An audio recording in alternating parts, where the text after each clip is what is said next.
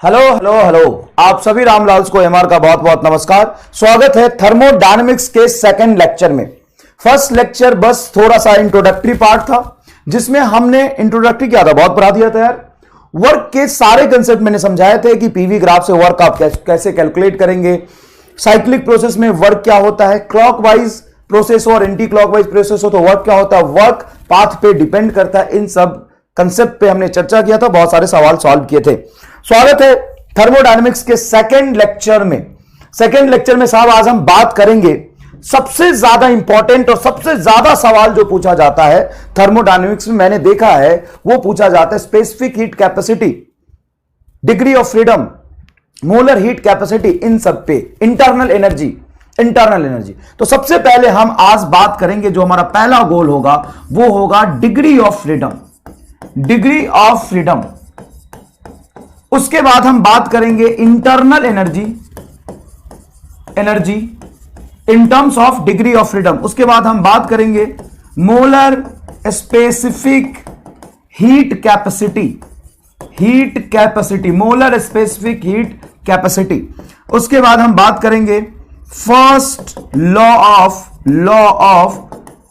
Thermodynamics. उसके बाद बात करेंगे first law of thermodynamics with all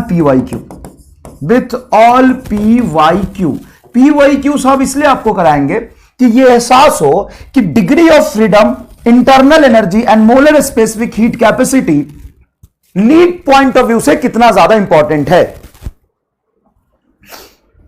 समझ में आया कि नहीं है? नीट पॉइंट ऑफ व्यू से ये तीनों ही टॉपिक बहुत ज्यादा इंपॉर्टेंट है, इसलिए हम इस पे बहुत ही ज्यादा डिटेल में डिस्कस करेंगे। ठीक है, चलिए आगे बढ़ते हैं बेटा। तो देखिए डिग्री ऑफ फ्रीडम क्या होता है। Degree of freedom is the number of independent ways in which, क्या यार सूखा नशा करके टाइप किया, एक तो 5 मिनट लेट भेजा है। Degree of freedom is the number of independent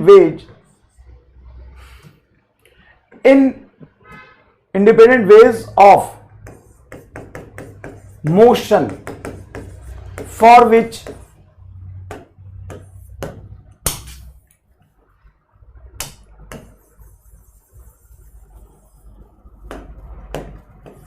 independent ways of motion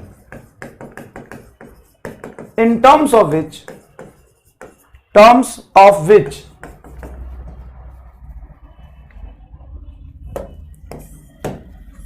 क्या लिखा है यार,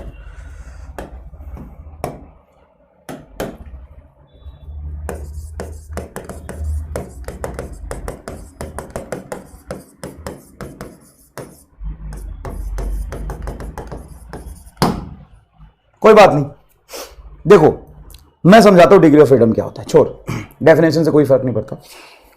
डिग्री ऑफ फ्रीडम होता है total number of independent ways in which body is free to move. जैसे मैं कहूं कि एक मोनोटॉमिक गैस है, मोनोटॉमिक गैस का एग्जाम्पल क्या क्या है? मोनोटॉमिक गैस का एग्जाम्पल है नियॉन, हीलियम एंड आर्गन। यह है आपका मोनोटॉमिक गैस। अब इसकी डिग्री ऑफ फ्रीडम कितनी हो सकती है? तो एक मोनोटॉमिक गैस कैसा कैसा मोशन कर सकता है बताओ। एक पॉइंट ऑब्जेक्ट है, जैसे ये पॉइंट ऑब्जेक्ट है एकदम, इसका मोशन कैसे कैसे डिफाइंड हो सकता है? सर इसका एक मोशन तो एक्स एक्सिस में ट्रांसलेशनल डिफाइंड हो जाएगा, एक्स एक्सिस के लॉन्ग। एक इसका मोशन वाई एक्सिस के लॉन्ग ट्रांसलेशनल डिफाइंड हो जाएगा, और एक इसका मोशन जेड एक्सिस के लॉन्ग ट्रांसलेशनल डिफाइंड हो जाएगा। इसके क्रॉसपॉन्डिंग कोई रोटेशनल मोशन डिफाइन नहीं होगा, इसके क्रॉसपॉन्डिंग कोई रोटेशनल मोशन डिफाइन नहीं होगा। रोटेशनल मोशन क्यों डिफाइन नहीं होगा? क्योंकि ये बेटा मोनोएटॉमिक गैस है। मोनोएटॉमिक गैस के लिए एक पॉइंट जैसा होगा, वो एटम, पॉइंटेड एटम है। ठीक है सर, पॉइंटेड एटम है, तो उस पॉइंट एटम से अगर एक्सिस ऑफ रोटेशन पास करोगे तो उसका मोमेंट ऑफ इनर्शिया क्या हो जाएगा? तो मोनोएटॉमिक गैस का moment of inertia Y axis के लॉन्ग, एक्स एक्सिस के लॉन्ग या जेड एक्सिस के लॉन्ग देखे तो मोमेंट ऑफ इनर्शिया इसका हो जाएगा 0। मोमेंट ऑफ इनर्शिया बताइए इसका क्या होगा?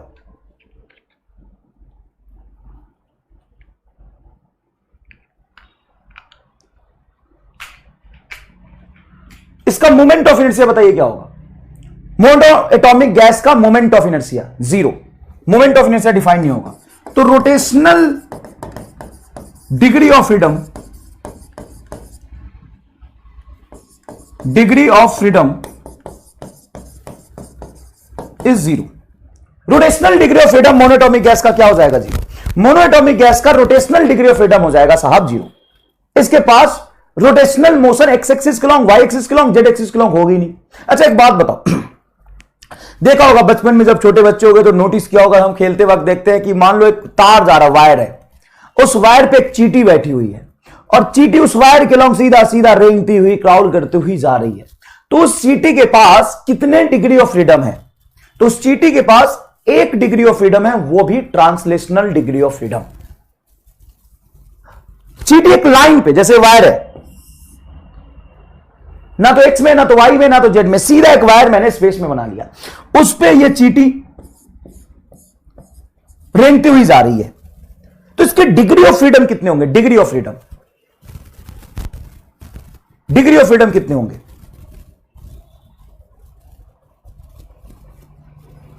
डिग्री ऑफ फ्रीडम कितने होंगे? सिर्फ 1 डिग्री ऑफ फ्रीडम होगा। यह चींटी आराम से रेंगती हुई इस लाइन पे चलती रहेगी, ऊपर जाएगी, नीचे जाएगी, रेंगती हुई चलती रहेगी। तो इसका डिग्री ऑफ फ्रीडम बेटा क्या होगा? 1 होगा। तो क्या हम इसको 1D मोशन कहेंगे? बताइए इसको मोशन कैसा कहेंगे? मान लो ये एक्स एक्सिस है और ये वाई एक्सिस है, इसका मोशन कैसा होगा? 1D या 2D मोशन? मोशन 1D या 2D? ध्यान से सोच के बताना बेटा, ये एग्जैक्टली 1D मोशन है। हम यहां पे इजी वे में डिफाइन करने के लिए हम कह देते हैं कि एक्स एक्सिस है, ये वाई एक्सिस है, और कोई बॉडी इस कर्व पे चल रहा होगा तो 2D होगा। अब मान लो कि यहां पे मैं एक प्लेन बनाता हूं, इस लाइन पे चींटी सीधा चल रही, तो मैं इसको भी तो एक्स एक्सिस मान सकता हूं, इसको भी तो एक्स एक्सिस मान सकता हूं। लाइन पे चल रही है ना, रेक्टिलिनियर मोशन है, सीधा लाइन पे चल रही है, तो इसको आप बोलेंगे इसका तो डायरेक्शन चेंज ही नहीं हुआ, सीधे एक लाइन पे चली जा रही, तो 1D मोशन है। इसके डिग्री ऑफ फ्रीडम क्या होंगे? 1 होंगे। चलिए ठीक है साहब, इस चींटी के डिग्री ऑफ फ्रीडम 1 है।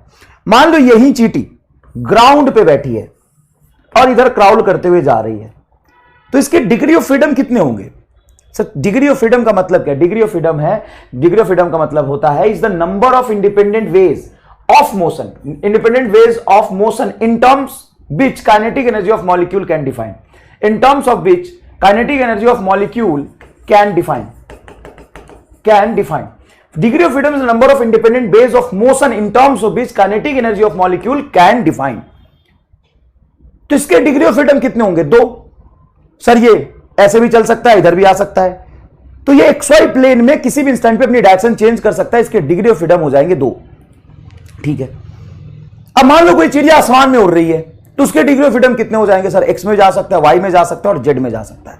उसी तरीके से हाँ, एक बच्चा कह रहा है सर क्या डिग्री ऑफ फ्रीडम मैक्सिमम 3 तक ही होगा? हाँ, डिग्री ऑफ फ्रीडम 4 कैसे हो जाएगा भाई? एक एक्स एक्सिस का, एक वाई एक्सिस का, एक जेड एक्सिस का, स्पेस में कोई चीज चल रहा है।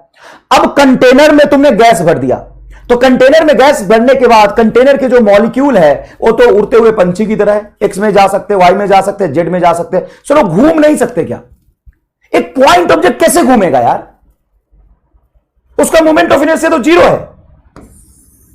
तो rotational degree of freedom of monoatomic gas, monoatomic gas, ये लिखना बहुत जरूरी है, of monoatomic gas is 0, of monoatomic gas is 0। Rotational degree of freedom of monoatomic gas is 0, क्योंकि उसका मोमेंट ऑफ इनर्शिया ही 0 है। अगर मोमेंट ऑफ इनर्शिया ही 0 है तो रोटेशनल काइनेटिक एनर्जी नहीं आ सकता। देखो क्या लिखा है, motion in terms of which kinetic energy of molecule can define. अच्छा सर हो तो सकता है कि एक पॉइंट के ऑब्जेक्ट दो ऑब्जेक्ट घूम रहा हो, रोटेशन को भी ऐड करके आ सकता है 4। दीपांशु बेटा दिमाग से बुद्धि हो क्या? एकदम ही बकलोल हो। मैं बार बार लिख रहा हूं कि उसका मोमेंट ऑफ इनर्शिया 0 है। तो सर मोशन तो करेगा ना। देखो ऑब्जेक्ट कितने तरह से मोशन कर सकता है, डिग्री ऑफ फ्रीडम सिर्फ इसी बात पे डिपेंड नहीं कर रही। डिग्री ऑफ फ्रीडम 2 बातों पे डिपेंड कर रही, कितने इंडिपेंडेंट वेज से वो मोशन कर सकता है और उस मोशन के क्रॉसपॉन्डिंग उसकी एनर्जी डिफाइंड हो रही कि नहीं हो रही, ये भी बहुत इंपॉर्टेंट है। देखिए क्या लिखा है, degree of freedom is the number of independent ways of motion. Degree of freedom is a number of independent ways of a motion in terms of which kinetic energy of molecule can define। अगर sir वो motion कर रहा है लेकिन उसके corresponding kinetic energy define नहीं होगी तो हम उसे डिग्री ऑफ फ्रीडम में काउंट नहीं करेंगे। सर अपने जगह पे घूमेगा ना, हाँ अपने जगह पे घूमेगा, ठीक है, ये अपने जगह पे घूम रहा है, बहुत बढ़िया, ये पॉइंट पार्टिकल है, तो इसका मोमेंट ऑफ इनर्शिया क्या होगा? ये अपने जगह पे ऐसे से घूम रहा है, ठीक है, मैं मान लिया ऐसे ऐसे अपने एक्सिस पे घूम रहा है, लेकिन इसका मोमेंट ऑफ इनर्शिया जीरो हो जाएगा। यार किसको पढ़ा रहा हूं यार, डिग्री ऑफ फ्रीडम मैं मोनो एटॉमिक की बात कर रहा, पूरी जान लगा के मोनो समझा रहा हूं, और एक बच्ची एकदम कौन है, पूर्वा चौरसिया, सर उसका 5 होगा, अरे उसका क्या होगा, हम आ रहे हैं ऊपर में, मोनोटॉमिक पहले समझ लेना। इस बच्चे का सिलेक्शन कभी नहीं होगा, लिख के रख ले, तू नेता बन रहा है भाई साहब, जो समझा रहा हूं वो समझना नहीं। देख एक पॉइंट ऑब्जेक्ट भी मान लो अपने एक्सिस के बाद घूम रहा है, लेकिन वो पॉइंट है, पॉइंट और स्फीयर में फर्क होता है, पॉइंट और स्फीयर में फर्क होता है। ये स्फीयर है तो स्फीयर का मोमेंट ऑफ इनर्शिया होता है बेटा 2/5 mr², लेकिन ये पॉइंट जैसा होगा तो पूरा का पूरा एक्सिस ऑफ रोटेशन पे एकदम पॉइंटेड पार्टिकल है। अब तो ये पॉइंट पार्टिकल घूम भी घूम भी रहेगा, तो इसका काइनेटिक एनर्जी क्या होगा? काइनेटिक एनर्जी रोटेशनल होता है ½I⍵²। अब तो ये काइनेटिक एनर्जी क्या हो जाएगा? जीरो, क्योंकि मोमेंट ऑफ इनर्शिया इसका जीरो है। तो बॉडी घूम सकती, इससे कोई दिक्कत नहीं है, अपने पॉइंट पे बॉडी घूम रही होगी, अपने पॉइंट पे बॉडी घूम रही होगी, लेकिन उस एक्सिस से जहां पे वो घूम रही है, वाई एक्सिस के लॉन्ग देखो, इसका मोमेंट ऑफ इनर्शिया जीरो। अगर एक्स एक्सिस के लॉन्ग देखो, इसका moment of inertia zero. Z axis के लॉन्ग देखो, इसका मोमेंट ऑफ इनर्शिया जीरो। तो इसके वजह से इसका कोई भी रोटेशनल काइनेटिक एनर्जी डिफाइन नहीं होगा, सिर्फ translational degree of translational kinetic energy defined होगा। इसलिए हम कहते हैं कि मोनो एटॉमिक गैस, जिसका एग्जांपल है नियॉन, हीलियम, आर्गन, इसका जो डिग्री ऑफ फ्रीडम होता है वो होता है 3 ट्रांसलेशनल प्लस 0 रोटेशनल। तो टोटल डिग्री ऑफ फ्रीडम कितने हो जाएंगे? सिर्फ 3 हो जाएंगे। तो ये आपको याद रखना है, सवाल डायरेक्ट पूछे हुए हैं नीट में, मोनोएटॉमिक गैस का टोटल डिग्री ऑफ फ्रीडम बताइए, 3 होगा, ट्रांसलेशन रोटेशन वाला क्या हो जाएगा? 0। आ गया समझ? चलो डायमंड क्लियर है, कोई बात नहीं बेटा, संघर्ष करना पड़ता है थोड़ा। अब अगर हम बात करें डायटोमिक का एग्जांपल अच्छे से समझते हैं आप केमिस्ट्री के विद्यार्थी है, N2, O2, H2, hydrogen, oxygen, nitrogen gas, ये सारे डायटोमिक है। अब डायटोमिक कैसा होगा? डायटोमिक बेटा देखो ऐसा होगा, एक एटम यहां और इसका बॉन्ड कुछ ऐसा होगा, ये तो ऑक्सीजन को जोड़ रहा है। अब इसके ट्रांसलेशनल मोशन पे अगर चर्चा करें तो ये डॉटेड लाइन है साहब। अब इसके कितने ट्रांसलेशनल मोशन हो सकते हैं? 3। एक्स एक्सिस में ऐसे चल सकता है, ये एटम है, एक्स एक्सिस ऐसे चल सकता है, वाई एक्सिस में ऐसे चल सकता है, और जेड एक्सिस में ऐसे चल सकता है। तो इसके कितने ट्रांसलेशनल मोशन हो सकते हैं? सर 3 एक्सिस में 3 ट्रांसलेशनल मोशन हो सकते हैं, तो 3 ट्रांसलेशनल डिग्री ऑफ फ्रीडम होगा। ये होगा 3 translational degree of freedom, translational degree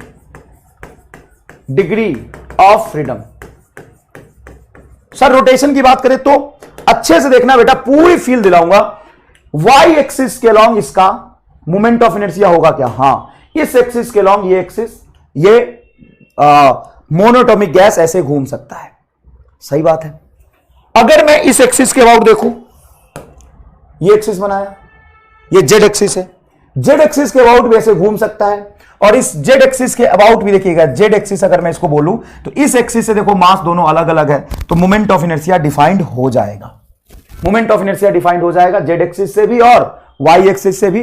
तो यहां पे रोटेशनल मोशन 2 तरह से हो सकते हैं।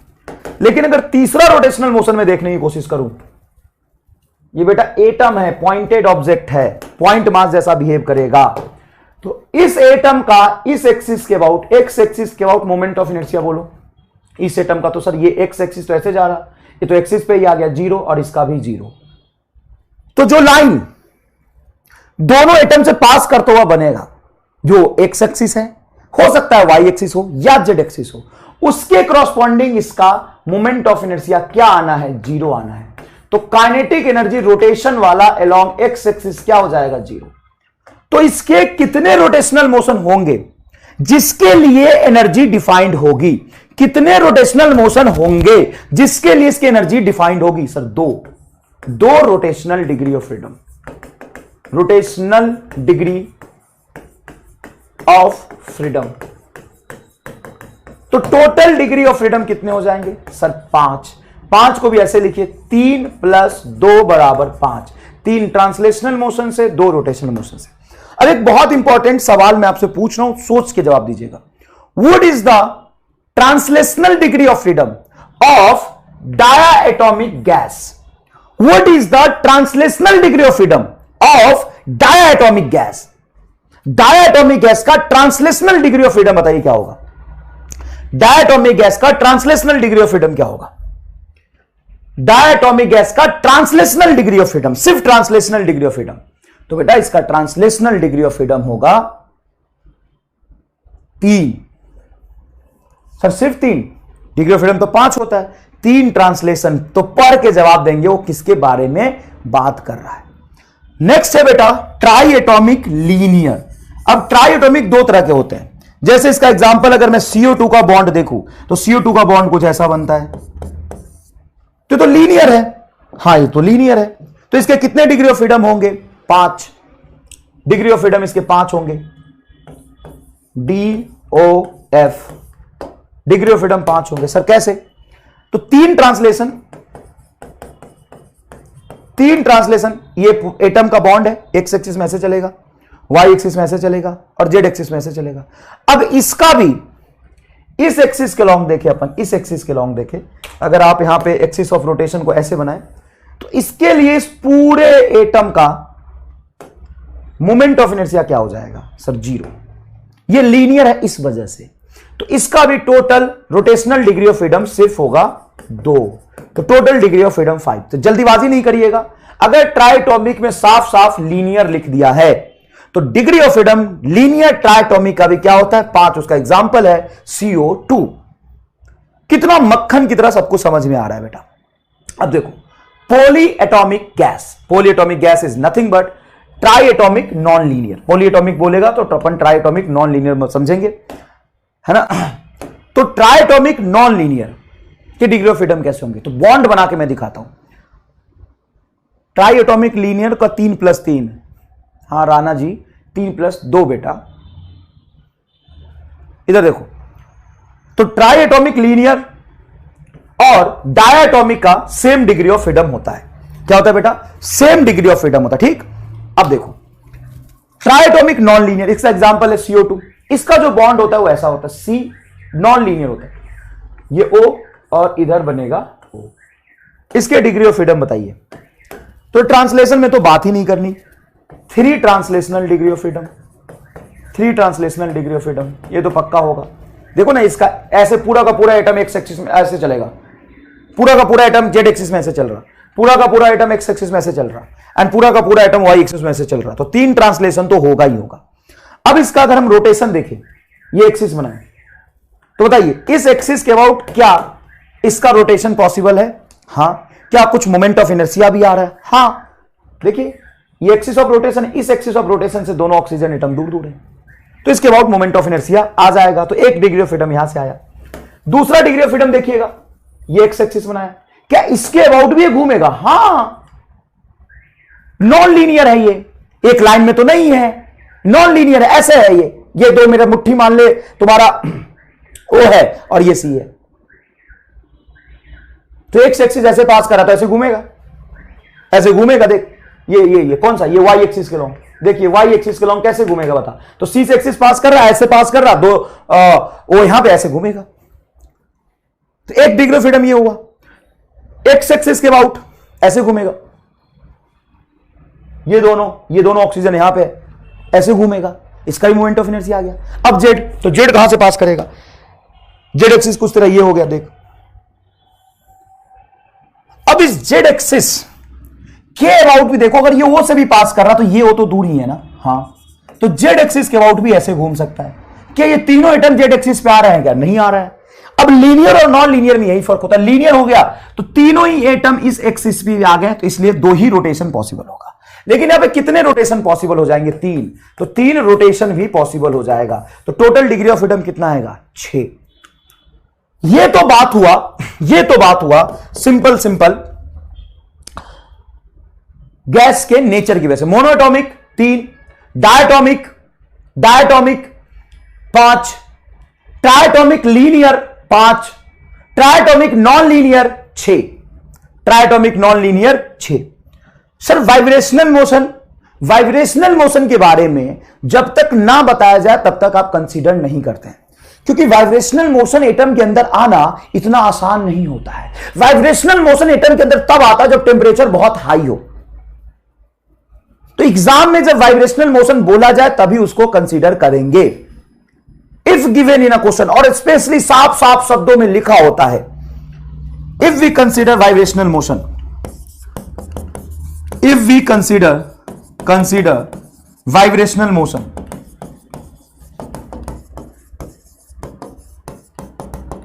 if given in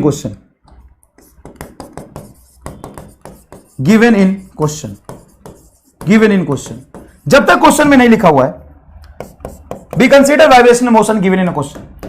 अब वाइब्रेशनल मोशन कंसीडर करोगे तो मोनोएटॉमिक में कोई फर्क नहीं पड़ेगा। No effect on monoatomic, no effect on monoatomic. क्यों सर, मोनोएटॉमिक में क्या दिक्कत है? मोनोएटॉमिक वाइब्रेट कैसे करे? एक एटम ही है, एक एटम इधर उधर भाग रहा है, उसका वाइब्रेशन कैसे होगा? एक सिंगल एटम है, अब सिंगल एटम एक्स एक्सिस में ऐसे गया, वाई एक्सिस में ऐसे गया, जेड एक्सिस में ऐसे गया, उसका 3 ट्रांसलेशन हो गया, रोटेशन हो नहीं रहा। अब वाइब्रेट करेगा कैसे? वो अपना मीन पोजीशन उसका तो कोई है नहीं, एक एटम फ्री है, तो उसका vibrational degree of freedom monoatomic के लिए डिफाइन होता ही नहीं है। For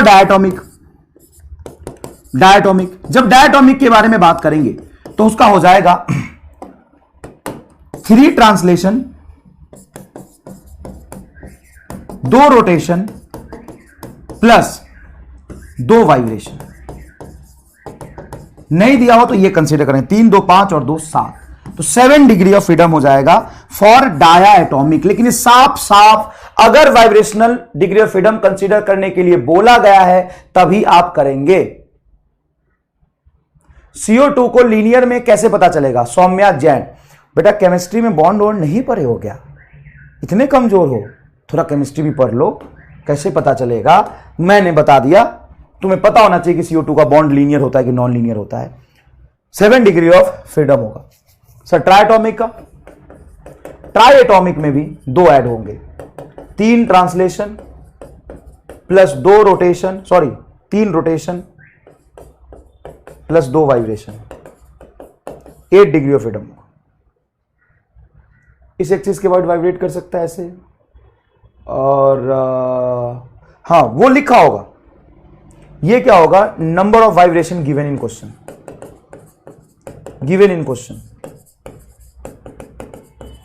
number of vibration given in question में गिवन होगा। डायटॉमिक का तो 2 ले लोगे, 2 एक्सिस के अबाउट, लेकिन इसका क्वेश्चन में लिखा होगा। ठीक है, अब हम बात करते हैं इंटरनल एनर्जी के बारे में। इंटरनल एनर्जी बेटा समझना बहुत इंपॉर्टेंट है, हालांकि लास्ट लेक्चर मैंने समझाया था, तो थोड़ा सा और यहां पे समझने की कोशिश करना, इंटरनल एनर्जी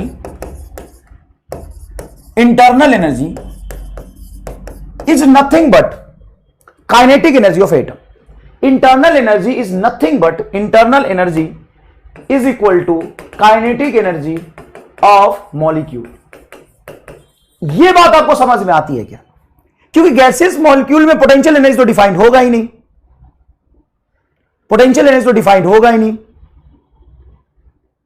सर पूरा डिग्री ऑफ फ्रीडम किस तक क्लियर हो गया? बहुत बढ़िया बेटा, बहुत बढ़िया।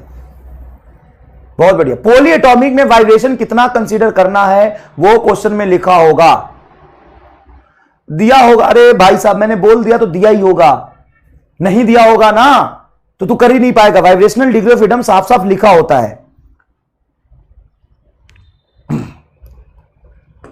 ट्राइटॉमिक में 2 रोटेशन होगा, एक बच्ची कह रही ट्राइटॉमिक में 2 रोटेशन होगा ना। यार तुम जानबूझ के परेशान कर रहे हो कि नहीं आया समझ? चलो एक बार बता देता हूं। ट्राइएटॉमिक के लिए, ट्राइएटॉमिक में 2 रोटेशन कैसे होगा? अभी तो मैंने समझाया है। ये ट्राइएटॉमिक मॉलिक्यूल है, वाई एक्सिस के लॉन्ग भी मोमेंट ऑफ इनर्शिया आ रहा, एक्स एक्सिस के लॉन्ग भी मोमेंट ऑफ इनर्शिया आ रहा और जेड एक्सिस के लॉन्ग भी इनर्शिया आ रहा, तो बहुत ईजी है। 3 डिग्री ऑफ फ्रीडम उसके हो जाएंगे, 3 डिग्री ऑफ फ्रीडम हो जाएंगे। सर फील्ड के साथ क्लियर हो गया, ठीक है।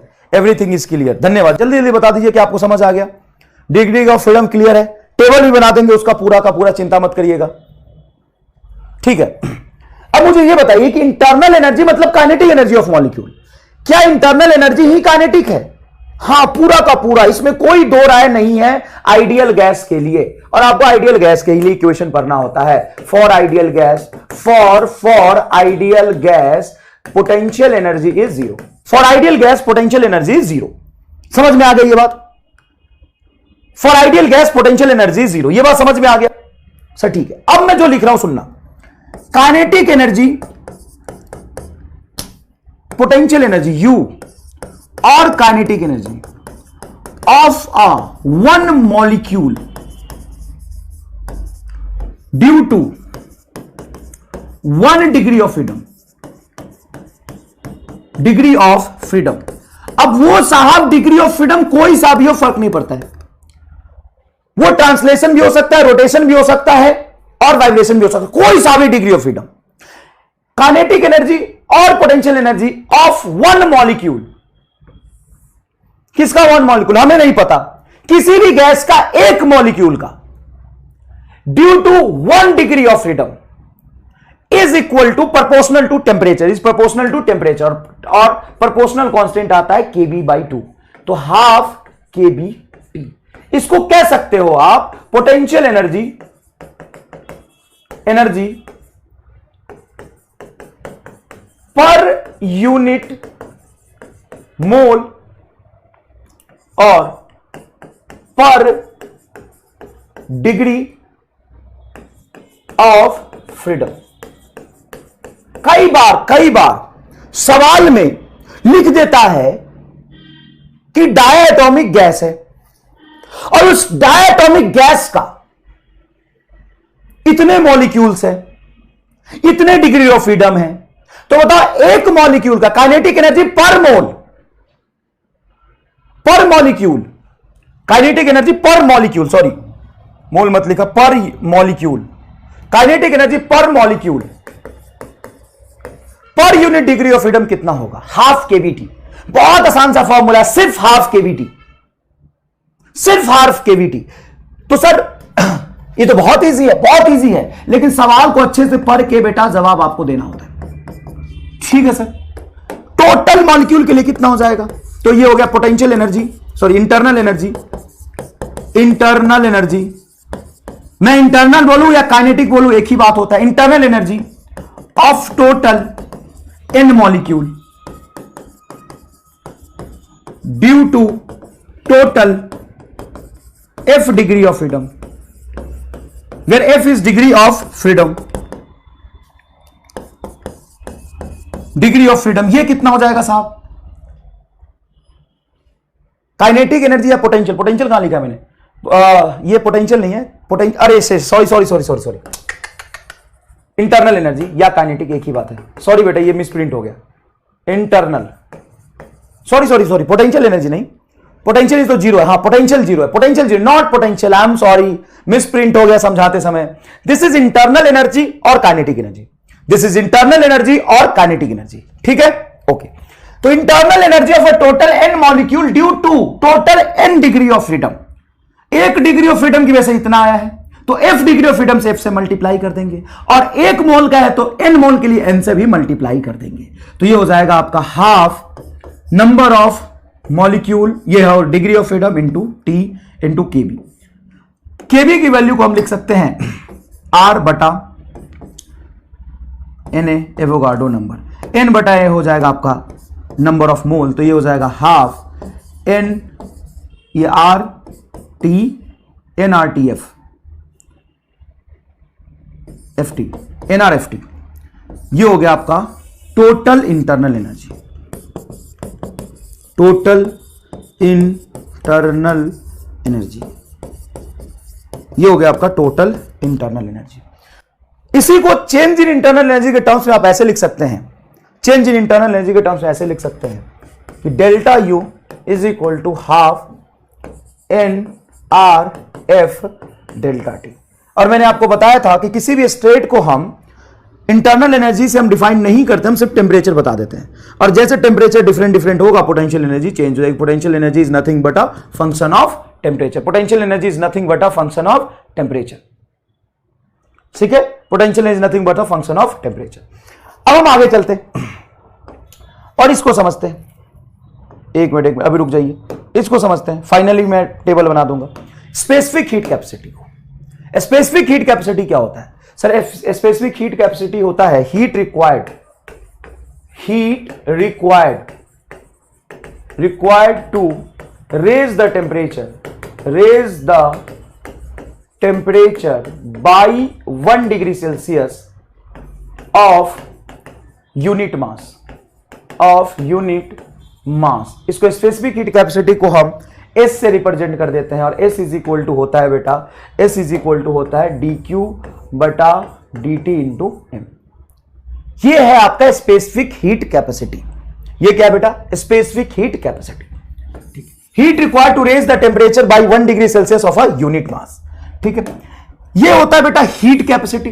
हीट कैपेसिटी को हमने वहां पे सी से रिप्रेजेंट किया था। हीट कैपेसिटी होता है d q by d t. Heat required to raise the temperature by 1 degree Celsius. Next is gases के लिए हम डिफाइन करते हैं मोलर हीट कैपेसिटी, क्योंकि गैसेस का टोटल मास ना देके सिंपल मोल दिया होता है। ठीक है, पर यूनिट मास, पर यूनिट मास ही तो लिखा है, स्पेसिफिक मतलब पर यूनिट मास। ठीक है, अब देखिए मोलर हीट कैपेसिटी क्या होता है? मोलर हीट कैपेसिटी होता है heat required to raise the temperature by 1 degree Celsius of unit mole। तो यहां पे dq की वैल्यू हो जाएगी, सॉरी dq की वैल्यू एक मिनट, सी की वैल्यू हो जाएगी, इसको सी से रिप्रेजेंट कर लेते हैं। हीट कैपेसिटी उतना इंपॉर्टेंट नहीं है ना, ये स्पेसिफिक हीट कैपेसिटी, और इसको हम सी से रिप्रेजेंट कर लेते हैं, थोड़ा सी को टेढ़ा कर लिया है, तो ये हो जाएगा आपका डी क्यू बटा D t into number of mole n, where n is the number of मोल।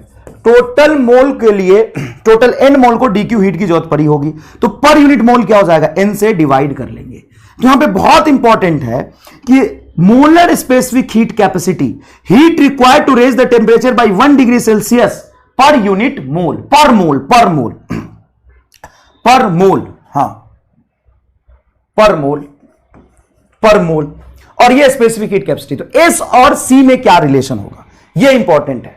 तो स्पेसिफिक हीट कैपेसिटी होता है बेटा d q by d t into m per unit mass, और ये हो जाएगा बेटा molar heat capacity d q by d t into number of मोल।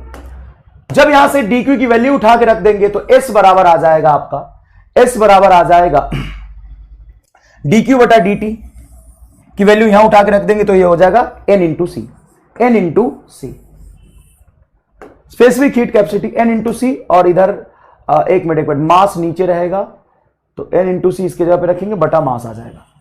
तो नंबर ऑफ मोल बटा total mass of the gas, total mass of the gas, ये क्या हो जाएगा? Molecular weight. तो S is equal to M into C. ये है molar specific heat capacity, ये है बेटा मोलर हीट कैपेसिटी, ये है मोलर हीट कैपेसिटी। देखिए मोलर हीट कैपेसिटी, और ये बेटा specific heat capacity, specific heat capacity. कि ये बात समझ में आया? सीएम लिख लो, ठीक है, हाँ सीएम लिख लो।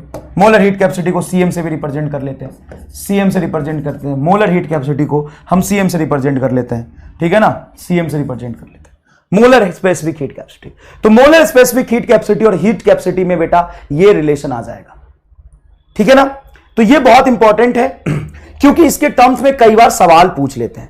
कई बार सवाल क्या पूछ लेते हैं, एक सवाल बहुत ही जोरदार पूछा गया था, मैं उस सवाल को लेके आया हूं, यहां पे है वो सवाल, ये रहा वो सवाल, यहां पे ही कर लेते हैं सवाल को। ये सवाल देखिए क्या कह रहे हैं, ये सवाल 2010 मेन में पूछा गया था, बहुत बच्चे यहां पे गलती करके आ गए थे। यहां पे सवाल देखिए क्या लिखा हुआ है, if CV, CP and CV denoted the specific heat per unit मास। देखो क्या लिखा हुआ, स्पेसिफिक हीट पर यूनिट मास, वैसे हम सीपी और सीबी को जो पढ़ते हैं वो मोलर स्पेसिफिक हीट कैपेसिटी होता है। जनरली हम लिखते हैं वो मोलर स्पेसिफिक हीट कैपेसिटी होता है। ये रिलेशन आपने पढ़ा होगा, सीपी माइनस सीबी आर होता है। लेकिन ये जो रिलेशन होता है इसमें ये molar specific heat capacity, molar heat capacity है, मोलर हीट कैपेसिटी है। CP minus CB molar heat capacity है। क्या है ये? मोलर हीट कैपेसिटी है। लेकिन यहां पे जानबूझ के क्या लिख रहा है तुम्हें कंफ्यूज करने के लिए, CP and CB denotes the specific heat capacity पर यूनिट मास। इसने पर यूनिट मास वाली बता दी। इसने क्या बता दी? पर यूनिट मास वाली बता दी। तो सर अब कैसे होगा? अब ध्यान से देखिए, सारे बच्चे गलत कर रहे हैं, अभी भी सारे बच्चे गलत कर रहे हैं। एक दूसरे का देख के कॉपी करते हो क्या? एक दूसरे का देख के कॉपी करते हो क्या? सारे बच्चे गलत कर रहे हैं, सब गलत कर रहे हैं। मयंक का गलत है, अंशुमान का गलत है, सबका गलत है, क्योंकि डी आंसर ही नहीं है। भाई साहब तुम कहां से आए हो यार, हे भगवान भगवान। CP and CB denote the specific heat capacity पर यूनिट मास। ये मोलर मास होता है। नहीं एक मिनट, नहीं सही तो है, एक मिनट सही तो है तुम्हारे साथ। मैंने गलत किया है क्या वहां पे आंसर में? एक मिनट रुक जाओ।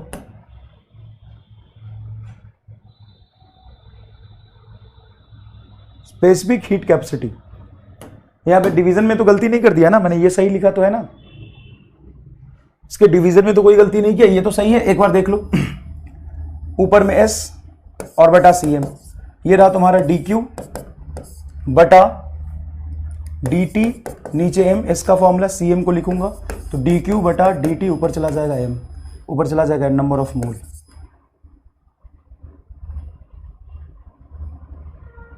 ओहो मास नीचे आएगा ना, इसी में गलत लिख दिया मैंने, यहीं पे गलत कर दिया मैंने, सॉरी।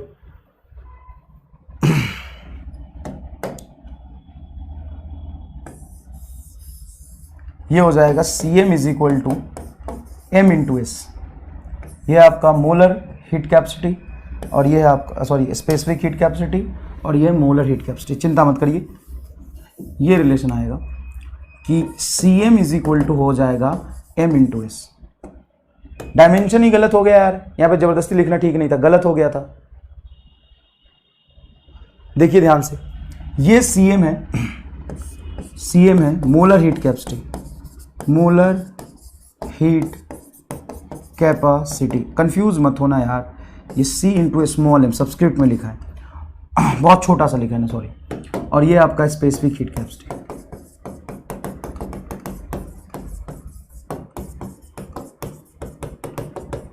ये रिलेशन होगा भाई साहब। डायमेंशन तो कम से कम देख लो, ये नंबर ऑफ मोल है, ये नीचे टोटल मास है, तो टोटल मास बटा number of mole molecular mass होगा, मॉलिक्यूलर वेट होगा। एस बराबर ये होगा, यहां पे गलती कर दी थी मैंने, sorry. C m is equal to M into s होगा, ये होगा, देख ले ध्यान से, ठीक है। तो देखो हम क्या लिख सकते हैं, मोलर हीट कैपेसिटी को लिख सकते हैं molecular weight into S, molecular weight into S. अब इसने सवाल क्या पूछा है, सवाल क्या पूछा है ध्यान से देखिएगा, सवाल पहले मैं आपको करा दूं। सवाल में बोला है कि CP and CB denoted the specific heat capacity. तो सीपी एंड सीबी यहां पे जो सवाल में लिखा है ना, वो स्पेसिफिक हीट कैपेसिटी है, वो स्पेसिफिक हीट कैपेसिटी है। लेकिन ये मोलर हीट कैपेसिटी के टर्म्स में होता है। मोलर हीट कैपेसिटी को क्या लिख सकते हैं, मॉलिक्यूलर वेट एम, देखो यहां पे मॉलिक्यूलर वेट एम भी दिया है, molecular weight m into specific heat capacity Cp, देखो यहां पे लिख गया Cp minus molar weight into सीबी बराबर आर। तो ये होगा सीपी माइनस सीबी बराबर आर बाई एम। तुम सोच रहे होगे कि सर यहां पे भी सीपी और इसको एमसीपी कैसे लिखा, तो ये सीपी वो नहीं जो तुम समझ रहे हो, ये स्पेसिफिक हीट कैपेसिटी है, specific heat capacity, heat capacity, capacity पर यूनिट मास, पर यूनिट मास। 90% बच्चे सीधा सीधा ये आंसर टिक कर गए थे, जो गलत है। सही आंसर आपका होगा सी, सही आंसर होगा C, molar heat capacity. Molar heat capacity, एक बच्चा बोला अमित सर ने पढ़ाया था बी, हाँ बेटा अमित सर ने पढ़ाया था बी, सही है। लेकिन ये सीपी माइनस सीवी में, ये सीपी और सीबी मोलर हीट कैपेसिटी है जो अमित सर ने पढ़ाया था, सीपी माइनस सीवी बराबर आर। मैं भी तो यही कह रहा हूं, ये सही है, ये सही है, गलत नहीं है, लेकिन यहां पे Cp और Cv मोलर हीट कैपेसिटी है। क्या है? मोलर हीट कैपेसिटी है। और इसने लिखा है Cp and Cv denoted the specific heat capacity पर यूनिट मास। धोखा है सवाल में, धोखा, सवाल में धोखा दिया गया तुम्हें। Cp एंड Cv, Cp मैंने Cbr होता है, मैं मना ही नहीं कर रहा, लेकिन वहां पे Cp और Cv मोलर हीट कैपेसिटी होता है। इस सवाल में ये जो CpCv पूरे में दिखाई दे रहा है, CpCv CpCv CpCv, ये मोलर है ही नहीं। तो कहां है? ये है specific heat per unit mass. तो specific heat per unit mass और मोलर हीट कैपेसिटी में क्या रिलेशन होता है? ये अभी अभी मैंने आपको प्रूफ करके यहां पे दिखाया है कि क्या रिलेशन होता है। नीट का पूछा हुआ सवाल है बेटा, नीट का पूछा हुआ सवाल है। देखो S बराबर dq बाई dt बटा m और Cm बराबर dq बाई dt बटा n। जब आप इनको डिवाइड कर देंगे तो ये स्पेसिफिक हीट कैपेसिटी है, ये मोलर हीट कैपेसिटी है, बटा m आ जाएगा, m को यहां लगा लिख दो। तो molar heat capacity, specific heat capacity पर यूनिट मास है। ये पर यूनिट मास को कैपिटल M से मल्टीप्लाई कर दोगे तभी तो मोलर हीट कैपेसिटी आएगा, जहां पे m क्या है? मॉलिक्यूलर वेट है। यहां पे m क्या है? मॉलिक्यूलर वेट है। बताओ अच्छे समझ आया कि नहीं आया? कट गया सर हमारा। कट नहीं गया, कटता था, कट रहा है और कटेगा, ढंग से नहीं पढ़ेगा तो। सर और कितना धोखा खाऊंगा, किस्मत में ही धोखा लिखा है तेरे। तो ये हमें याद रखना है। क्या याद रखना है? देखो बहुत आसान है। Molar heat capacity is equal to होता है molecular weight into specific heat capacity. ये होता है। सर स्पेसिफिक हीट कैपेसिटी को S से लिखो ना। तो अगर स्पेसिफिक हीट कैपेसिटी को बेचारा यहां पे S से लिख देता तो सवाल में दम ही नहीं बचता, तुम आराम से सॉल्व कर लेते। वो जानबूझ के नहीं लिख रहा है। देखो कितना पैगलेट है। पूरे किताबों में, तुम्हारे दिमागों में, सबके दिमाग में Cp और Cv मोलर हीट कैपेसिटी होता है और Cp माइनस Cv बराबर R होता है। सबके दिमाग में यही है। और उसने चुपके से लिख दिया Cp and Cv denoted the specific heat capacity पर यूनिट मास। देख ऐसे तो धोखा बनाते हैं। सारा लैंग्वेज का खेल है बेटा, कंसेप्ट का खेल नहीं है। सारा का सारा किसका खेल है? लैंग्वेज का खेल है। सारा लैंग्वेज का खेल है। समझ में आया? समझ आ गया सर अच्छे से? बहुत बढ़िया से, बहुत बढ़िया बेटा, धन्यवाद। तुम समझ गए, मुझे अच्छा लगा। अब देखो यहां पे, अब देखो यहां पे, अगर मैं फर्स्ट लॉ ऑफ थर्मोडायनेमिक्स की बात करूं, जो आप जानते भी, हम पढ़ेंगे भी आगे फिजिक्स में, फर्स्ट लॉ ऑफ थर्मोडायनेमिक्स। रुको एक मिनट। तो ये molar heat capacity, molar heat capacity दो तरीके से डिफाइन करते हैं हम। एक कांस्टेंट प्रेशर पे, कांस्टेंट प्रेशर पे और कांस्टेंट वॉल्यूम पे, कांस्टेंट वॉल्यूम पे। मोलर हीट कैपेसिटी हम दो तरीके से डिफाइन करते हैं, at constant pressure and constant volume. हम लिखते हैं m की जगह पे हम लिख देते हैं Cp। ये होता है dq by dt number of mole eight a constant pressure, at constant pressure, at constant pressure को कांस्टेंट रख के पर मोल का 1 डिग्री सेल्सियस बढ़ाने के लिए जो हीट चाहिए उसको हम कहते हैं molar heat capacity eight a constant pressure. Molar heat capacity eight a constant pressure. ठीक है? अच्छा, Cv क्या होता है? Molar heat capacity eight a constant volume. है वही dq बाई dt बटा n, लेकिन Cv और Cv एंड Cv का वैल्यू अलग अलग आता है। ये हम बोलेंगे ये है eight a constant volume, eight a constant volume. बेटा एक बात बताना बस कि कांस्टेंट वॉल्यूम कहीं लिखा हो, अगर कहीं कांस्टेंट वॉल्यूम लिखा हो कि वॉल्यूम साहब कांस्टेंट है, तो वर्क डन कितना हो जाएगा? वर्क डन कितना हो जाएगा बताओ? वर्क डन कितना हो जाएगा?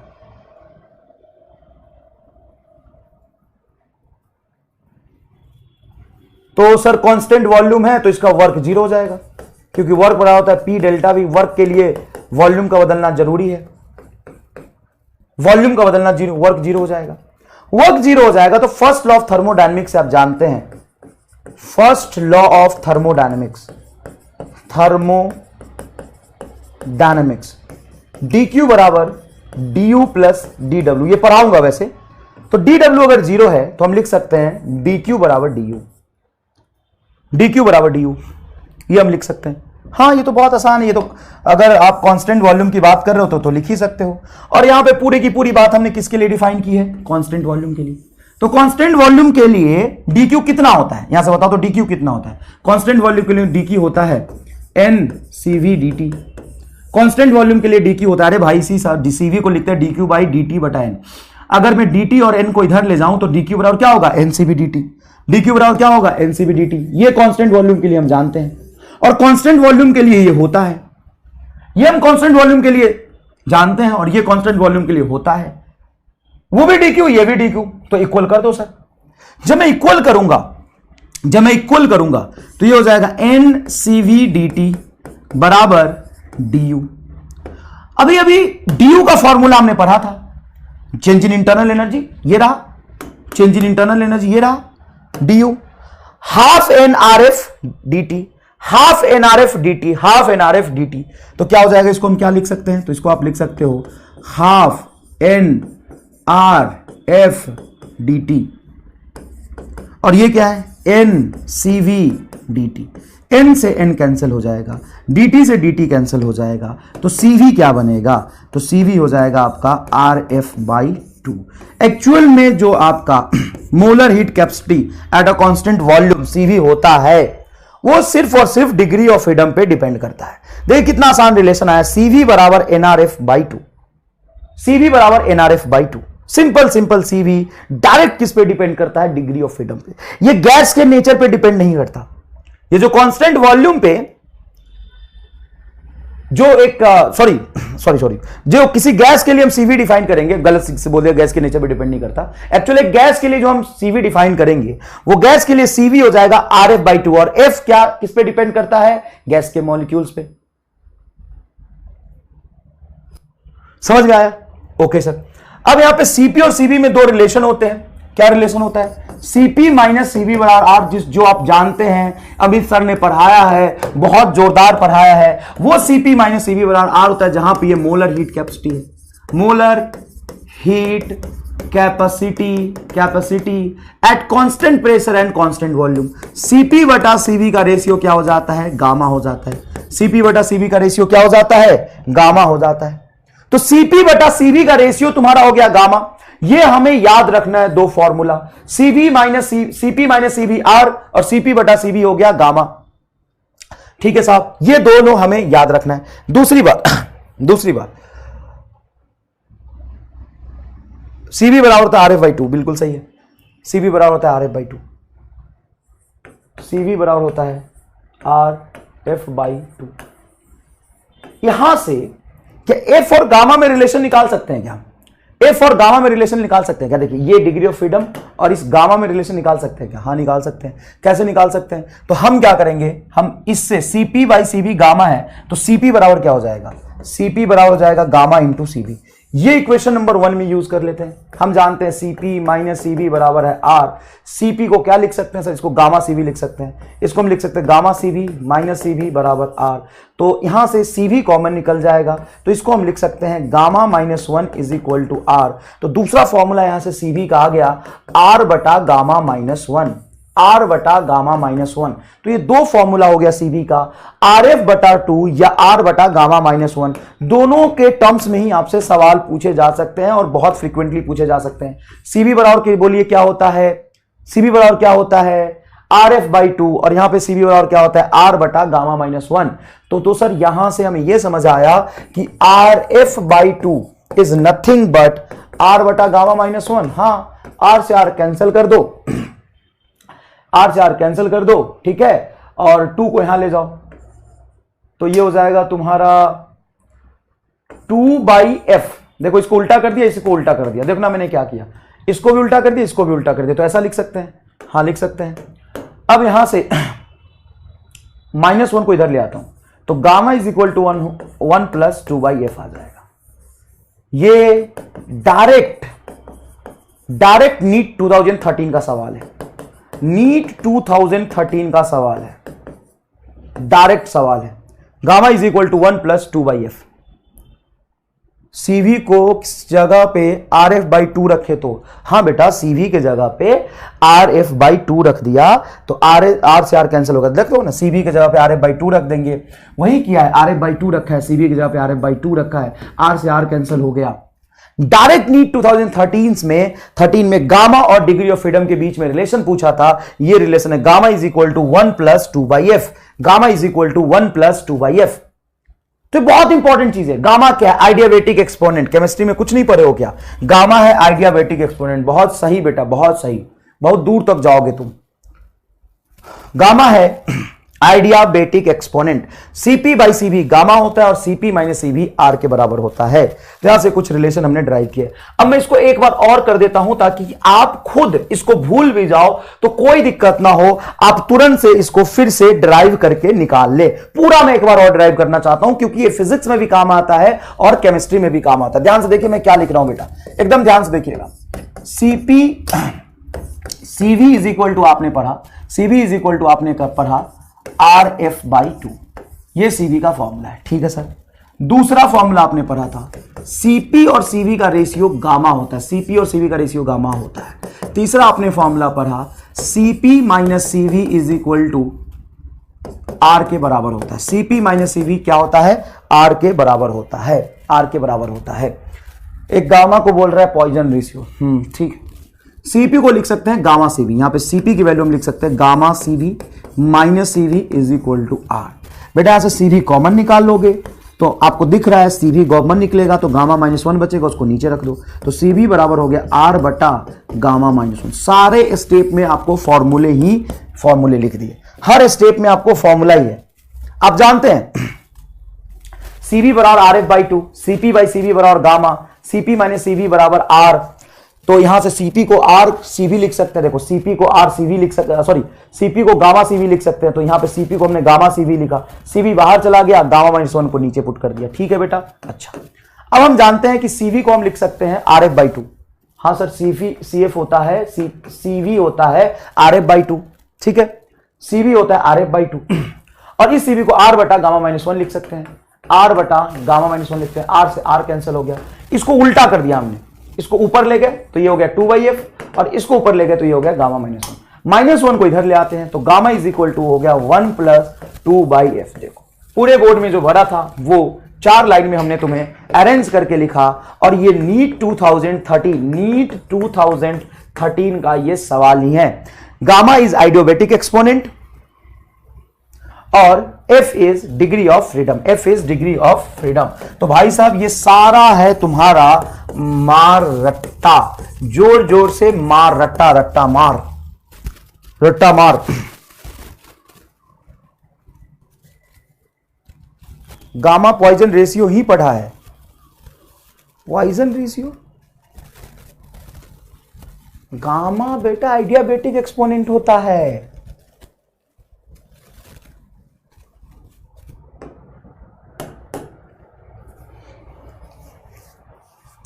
नीट 2013 का ये डायरेक्ट सवाल ही था, पॉइजन रेशियो ही बोला है। तो आइडियाबैटिक एक्सपोनेंट क्या होता है?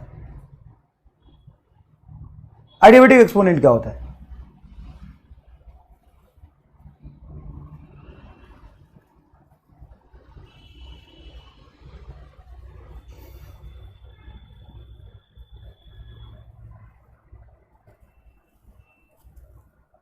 केमिस्ट्री में पॉइजन रेशियो बोला जाता होगा। ठीक है भाई, बेटा गामा है आइडियाबैटिक एक्सपोनेंट। ठीक है, इसको हम देख लेंगे बाद।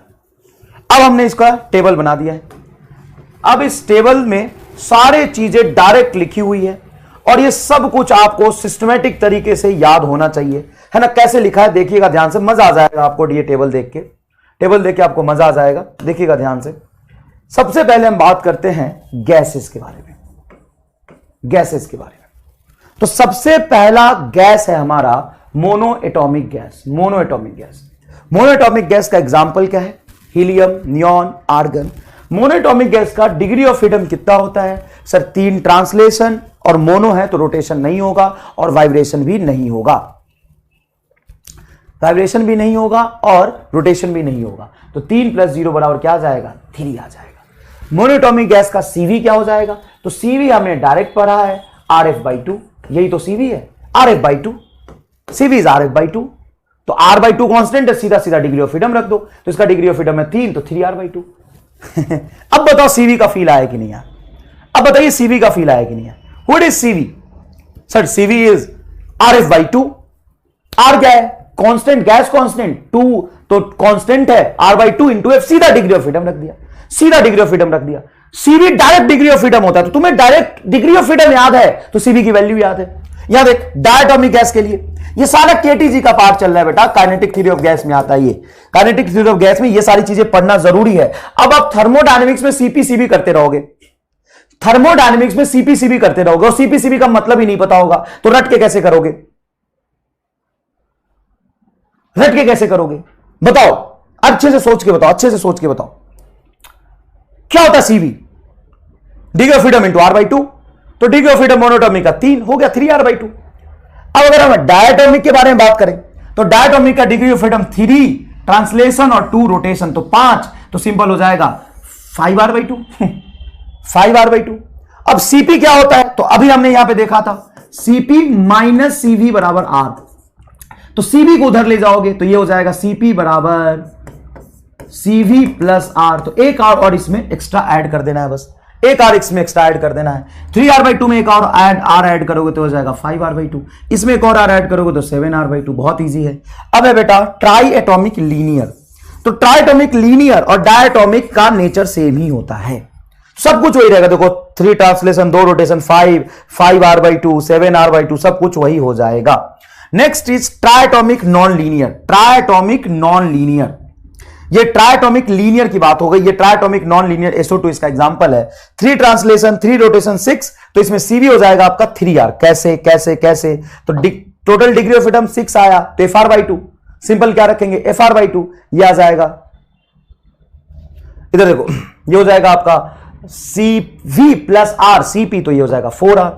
यहां देखिए diatomic at high temperature, diatomic at a high temperature, तो डायटोमिक गैस को अगर हाई टेम्परेचर पे ले जाकर देखोगे तो कई बार सवाल में वाइब्रेशनल डिग्री ऑफ फ्रीडम के बारे में आपको लिखा हुआ मिलेगा। क्या होगा? लिखा हुआ मिलेगा। लेकिन कई बार नहीं लिखा हुआ मिलता है, तो आप देखिए यहां पे 3 ट्रांसलेशन 2 रोटेशन और 2 वाइब्रेशन आपको कंसीडर करना है। तो total vibrational degree of freedom कितने हो जाएंगे? 7 हो जाएंगे, मतलब टोटल डिग्री ऑफ फ्रीडम 7 हो जाएगा। तो 7R/2 ये हो जाएगा आपका 9R/2। अब आप जानते हैं यहां पे लिखा है गामा, गामा की वैल्यू। गामा कितना होता है साहब? तो गामा होता है आपका CP/CV का रेशियो। गामा को 2 तरीके से यहां पे मैंने ड्राइव किया, दोनों तरीके में से किसी से भी आप निकाल के लिख सकते हैं, किसी से भी निकाल के लिख सकते हैं। देखिए बेटा गामा इज इक्वल टू होता है CP/CV या 1 + 2/f। सिंपल। अब आपको जैसे मर्जी लिखना है वैसे लिखो ना यार। सर हम कैसे भी नहीं लिखेंगे, हम रट लेंगे, तो रट लो। 4 सवाल करोगे सब कुछ सही समझ में आ जाएगा। देखो डिग्री ऑफ फ्रीडम मोनोटोमिक का होता है 3, तो यहां पे 3 रखो, 3 तो हो जाएगा 5/3, ये रहा आपका 5/3। नेक्स्ट हो जाएगा आपका 5, तो 5 नीचे, ऊपर में 2 ऐड कर दो तो 7/5, देखो 7/5, ये भी 7/5। ये हो जाएगा आपका डिग्री ऑफ फ्रीडम 6 रखो, 1/3 होगा, 1/3 को ऊपर ले जाओगे, ये 1.4 है, 14 नहीं है, प्रिंटिंग मिस्टेक 1.4, तो ये हो जाएगा आपका 1.33। जैसे जैसे मोनोटॉमिक से डायटोमिक में जाएंगे, डायटोमिक से ट्राइटोमिक में जाएंगे, गामा की वैल्यू क्या होती जाएगी? कम होती जाएगी। गामा की वैल्यू कम होती जाएगी। समझ में आ गया? समझ में आया? काइनेटिक थ्योरी ऑफ गैस यही होता है बेटा, और क्या होता है? काइनेटिक थ्योरी ऑफ गैस में यही सब पढ़ना होता है ना? तो कितना फील के साथ हमने ये सारी वैल्यू देखी है। इसमें रटने की जरूरत है, आप सवाल करते करते रट लेंगे, लेकिन देखिए कितना फील। सीवी क्या होता है? तो सीवी कुछ नहीं होता है, degree of freedom into R/2। Monatomic का डिग्री ऑफ फ्रीडम 3, तो 3R/2। ये हो जाएगा आपका डिग्री ऑफ फ्रीडम डायटोमिक का 5, तो 5R/2। ये डिग्री ऑफ फ्रीडम है 3 जो तूने अभी सीखा है। और गामा वो भी डिग्री ऑफ फ्रीडम से 1 + 2/f, 1 + 2/f। मोनोटोमिक का डिग्री ऑफ फ्रीडम 3 होता है, तो 3 रख दो, 3 एलसीएम लोगे 3 + 2 5, तो 5/3। देखो कितना इजी है, कितना इजी है। तो थोड़ा सा हमें मुश्किल लगा चीजों को समझने में, लेकिन एक बार समझने के बाद क्या ये सारी चीजें आपको बहुत आसान लगी? क्या इसका फील आया बढ़िया से एकदम? वाइब्रेशनल की चिंता मत करिए, वाइब्रेशनल में वो लिख देगा कितना डिग्री ऑफ फ्रीडम आपको कंसीडर करना है। एक बच्चा कह रहा है कि सर कुछ समझाओ, सारे रटने पड़ रहे हैं। बेटा समझाई तो है, डिग्री ऑफ फ्रीडम समझाई तो है 3। 5 7, ये समझा ही तो है, डिग्री ऑफ फ्रीडम यहां पे समझाया ही तो है। और क्या किया है, डिग्री ऑफ फ्रीडम को क्या किया मैंने और समझाया है। अब ये सारी चीजें जो आपने समझी है, सारी चीजें आपने समझी है, एक बार डिग्री ऑफ फ्रीडम समझ आ गया तो सी भी समझ आ गया, मोलर स्पेसिफिक हीट कैपेसिटी समझ आ गया, आपको हीट कैपेसिटी समझ आ गया, स्पेसिफिक हीट कैपेसिटी समझ आ गया, मोलर हीट कैपेसिटी समझ में आ गया, दोनों में रिलेशन समझ में आ गया, सीपी माइनस सीबी समझ में आ गया, सीबी समझ में आ गया, गामा समझ में आ गया, डिग्री ऑफ फ्रीडम समझ में आ गया। अब क्या बचा, क्या बचा? यस यस, अब हम करेंगे सवाल, अब हम करेंगे सवाल। सबसे पहला सवाल देखिए, नीट 2020 का एक सवाल है, average thermal energy for a mono atomic gas is. अब थर्मल एनर्जी में कौन सा एनर्जी सर, इंटरनल कि काइनेटिक? एक ही बात है, काइनेटिक ही इंटरनल है, इंटरनल ही काइनेटिक है, तो सर कितनी होगी? कौन सी गैस है? मोनो एटॉमिक गैस है।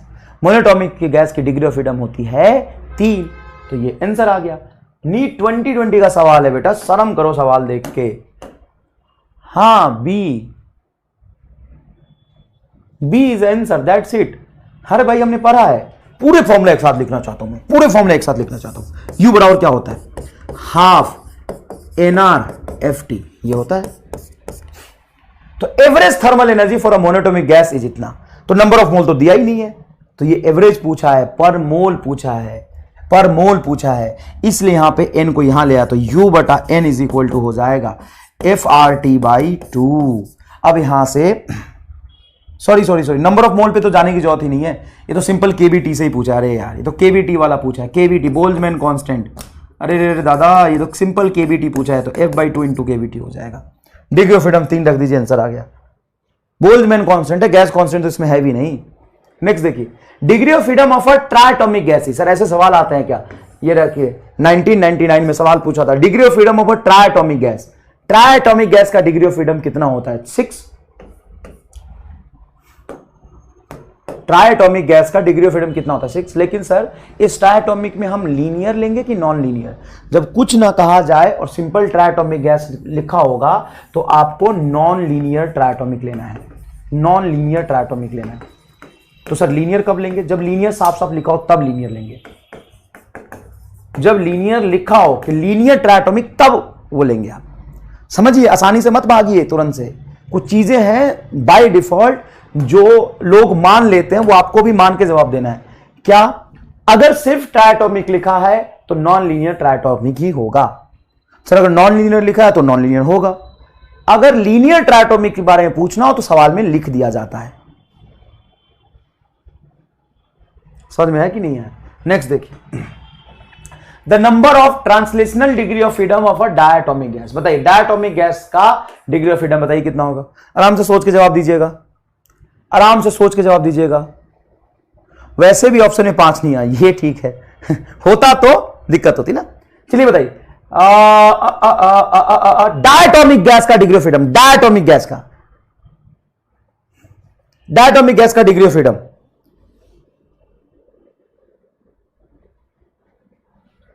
डायटोमिक गैस का सी डायटोमिक है बे? नहीं सर, डायटोमिक तो है, लेकिन इस डायटोमिक गैस का टोटल डिग्री ऑफ फ्रीडम नहीं पूछा है, number of translational degree of freedom पूछा है। तो translational degree of freedom diatomic, monoatomic, triatomic सबका 3 ही होता है। ट्रांसलेशनल डिग्री ऑफ फ्रीडम तो सबका 3 होता है साहब, ट्रांसलेशनल डिग्री ऑफ फ्रीडम तो सबका 3 होता है। हाँ, बहुत आसान है। Polyatomic gas with n degree of freedom, n degree of freedom has a mean energy per molecule given by, mean energy per molecule, mean energy per molecule. तो ध्यान से देखो, पर मॉलिक्यूल जो एनर्जी होती है वो होती है ½ kBT पर मॉलिक्यूल पर डिग्री ऑफ फ्रीडम, पर molecule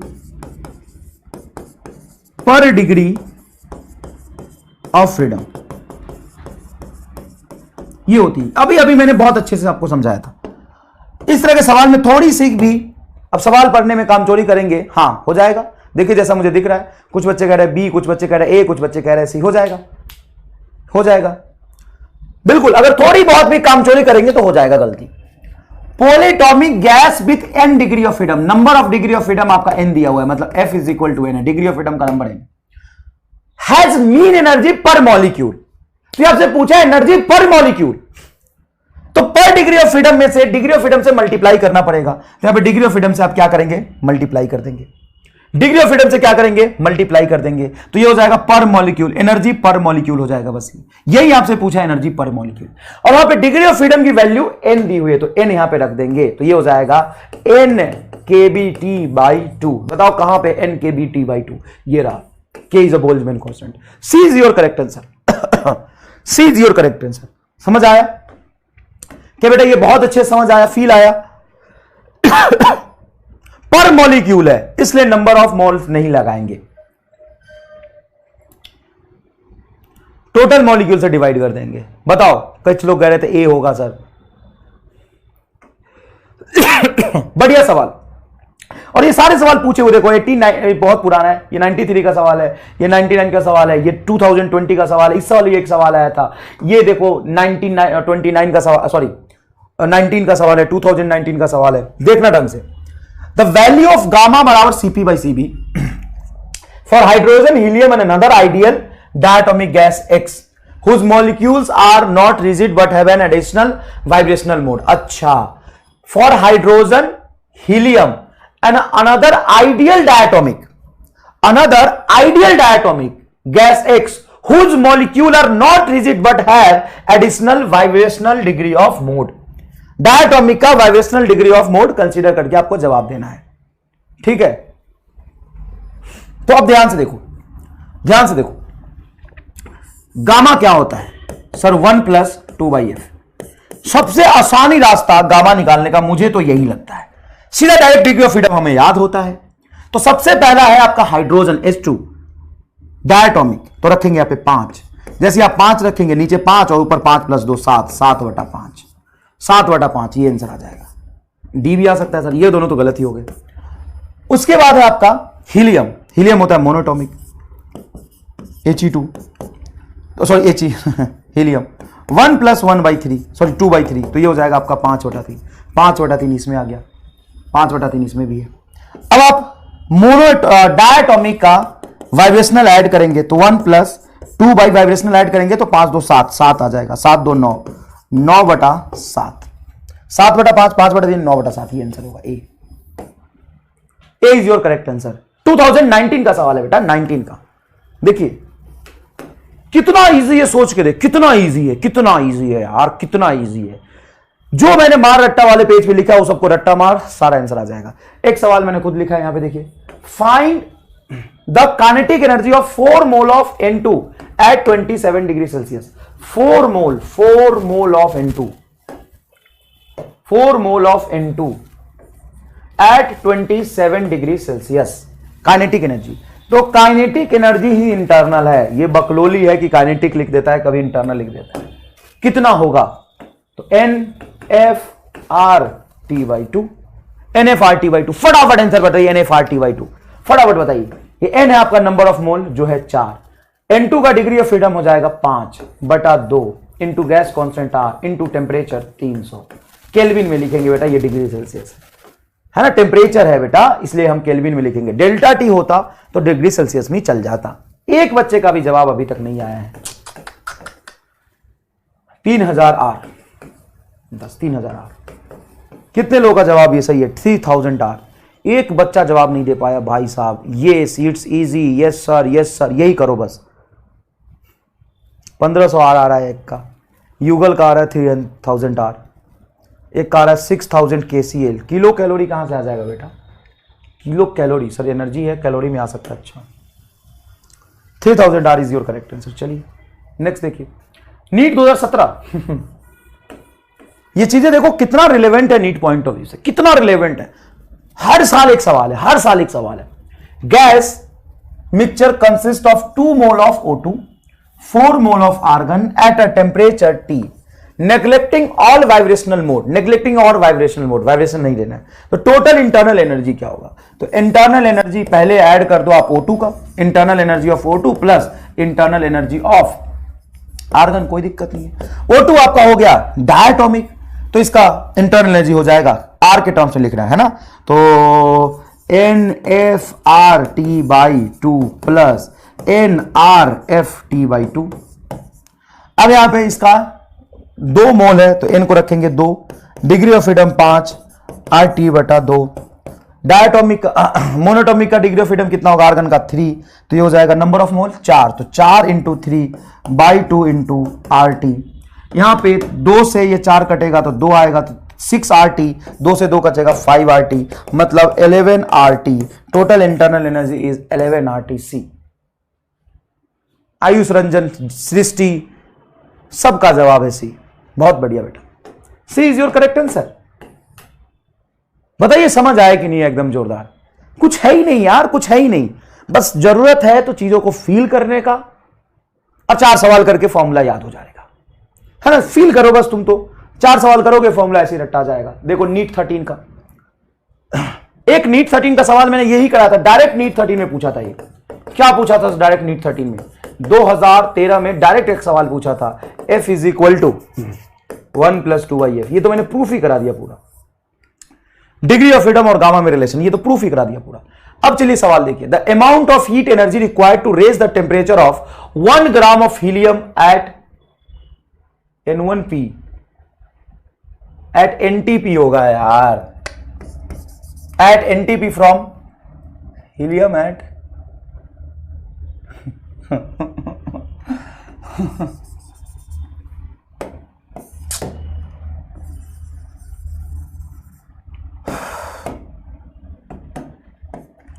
at NTP from T1 to T2।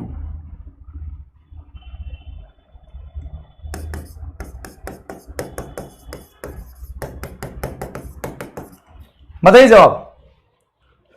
बच्चे कह रहे हैं सर डी होगा। भाई साहब भयंकर चोमू, भाई साहब भयंकर चोमू। 1 ग्राम हीलियम में कितने मोल होंगे?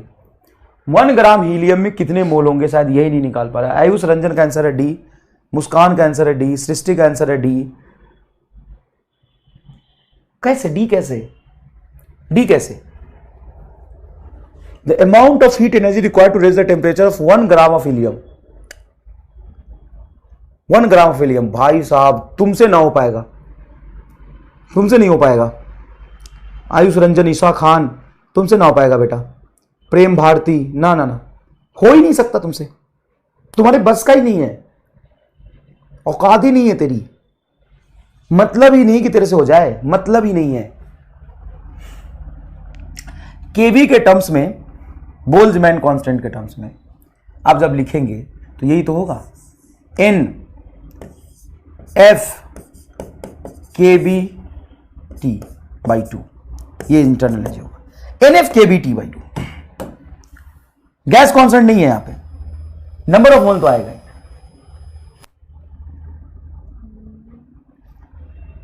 ये था आपका इंटरनल एनर्जी पर मोल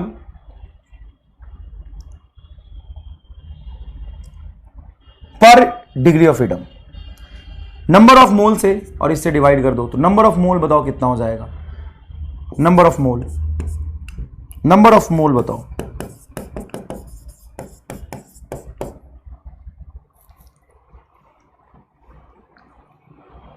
नंबर ऑफ मोल, बस इतना बता दो।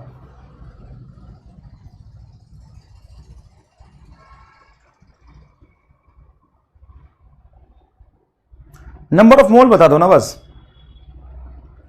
1/4, तो यहां पे रखोगे 1/4, 4 दूना 8 और डिग्री ऑफ फ्रीडम 3, सी आ गया।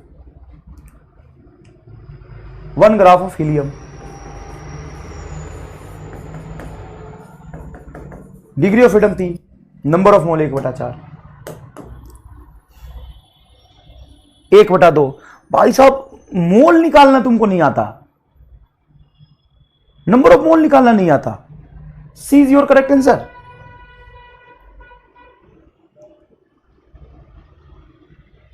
अभी भी ये जवाब दे रहा है, पता नहीं कैसे दे रहा है। चेंज तो T2 - T1 आ जाएगा, चेंज तो डेल्टा T से आ जाएगा।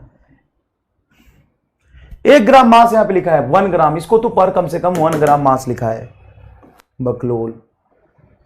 ये मैंने करा दिया था आपको एक सवाल, ऊपर वाला करा दिया था। ये 2010 का सवाल है, देखिए मेंस 2010 का सवाल है। ये एक 1998 का सवाल है। सवाल देखिएगा यहां पे 2 सवाल लिखे थे।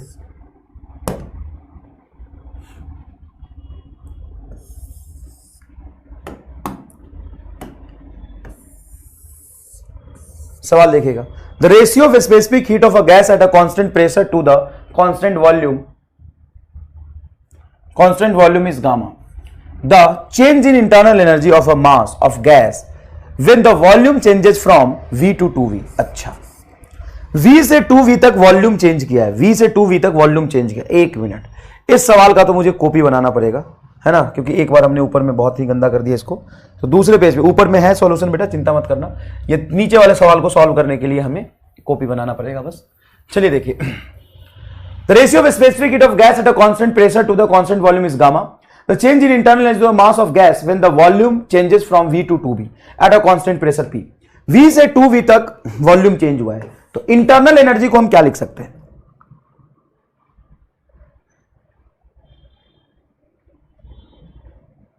इंटरनल एनर्जी को हम क्या लिख सकते हैं?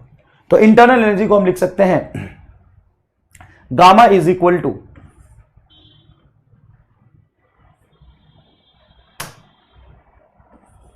NFRT/2, है ना, हाफ NRFT। अब यहां से FR/2 को हम क्या लिख सकते हैं? FR/2 को, FR/2 मैंने अभी अभी प्रूफ किया था आपके लिए, ये हो जाएगा आपका 1 बटा गामा माइनस 1, तो ये हो जाएगा NT बटा गामा माइनस 1, NT बटा गामा माइनस 1, ठीक है। FR/2, F को F/2 को नहीं, R तो बाहर ही रहेगा, सॉरी R तो बाहर ही रहेगा, R बाहर रहेगा, R बाहर रहेगा। F/2 को हम लिख सकते हैं F/2, तो ये हो जाएगा आपका NRT डिवाइडेड बाई F/2 को लिख सकते हैं आप गामा माइनस 1। याद करिए F/2 को आप लिख सकते हैं 1 बटा गामा माइनस 1। क्या ये सही लिखा है मैंने? सही लिखा है मैंने, सीवी लिखने की जरूरत नहीं, डायरेक्ट ये लिख लो, ठीक है, आ गया सर। अब सुनना, U बराबर NRT बटा गामा माइनस 1, हाँ होता है, U बराबर होता है NRT बटा गामा माइनस 1। अब आप आइडियल गैस इक्वेशन जानते हो, PV बराबर होता है NRT। तो अगर आप टेम्परेचर T1 पे देखो तो ये P1V1 आएगा, टेम्परेचर T2 पे देखो तो NR ये हो जाएगा P2V2। तो यहां से चेंज इन इंटरनल एनर्जी को आप लिख सकते हैं, N और R तो कांस्टेंट है बटा गामा माइनस 1 भी कांस्टेंट है, इसको आप लिख सकते हैं T2 minus T1, sorry NRT2 minus NRT1, है ना, चेंज इन लिखना हो तो ये हो जाएगा P2V2 माइनस P1V1।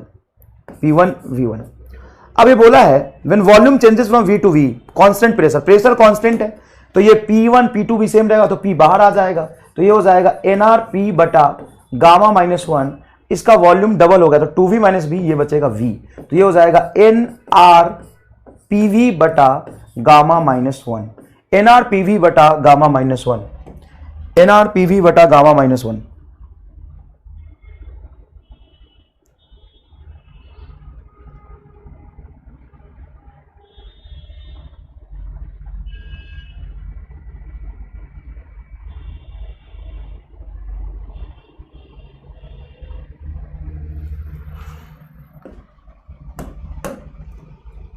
अच्छा सेट हो सॉरी NRT को हमने PV लिखा ना, तो N तो हट गया, यहां से N तो हट गया ना, R भी हट गया, ये NRT को ही तो हमने लिखा है, तो यहां से NR तो आएगा ही नहीं ना, सॉरी शक्तिमान, सॉरी मैं पूरा ड्राइव ही कर देता। देखो ये हो जाएगा तुम्हारा NRT2 माइनस NRT1 बटा गामा माइनस 1। इस NRT2 को हम लिख सकते हैं P2V2, इसको लिख सकते हैं P1V1, सही है। तो ये हो जाएगा P2V2 माइनस P1V1 बटा गामा माइनस 1। तो ये प्रेशर कांस्टेंट, तो प्रेशर बाहर चला जाएगा, तो PV बटा गामा माइनस 1, PV बटा गामा माइनस 1। NR भी तो हट जाएगा sir, yes I am sorry, NR हट जाएगा, तो आपका आंसर आ जाएगा A, PV बटा गामा माइनस 1। बढ़िया सवाल था, चेंज इन इंटरनल एनर्जी का बढ़िया सवाल था, NR भी हट जाएगा। चलिए देखिए next 2006, the molar specific heat at a constant pressure of an ideal gas, molar specific heat at a constant pressure मतलब सीपी दिया हुआ है 7/2R। The ratio of specific heat at a constant pressure to the constant volume, constant pressure बटा constant volume gamma होता है। हाँ होता है। तो फिर यहां से गामा कैसे निकालेंगे सर? बहुत आसान है, 1 ऐड करके आता है तो 7/5 बी आंसर हो जाएगा। देख के आंसर आ रहा है क्योंकि मुझे डिग्री ऑफ फ्रीडम पता है, बस डिग्री ऑफ फ्रीडम पता तो मुझे देख के आंसर दिख रहा है। इसका हो जाएगा यहां पे 5 और 7 तो 7/5 सी हो जाएगा तेरा 5R/2। B is your correct answer.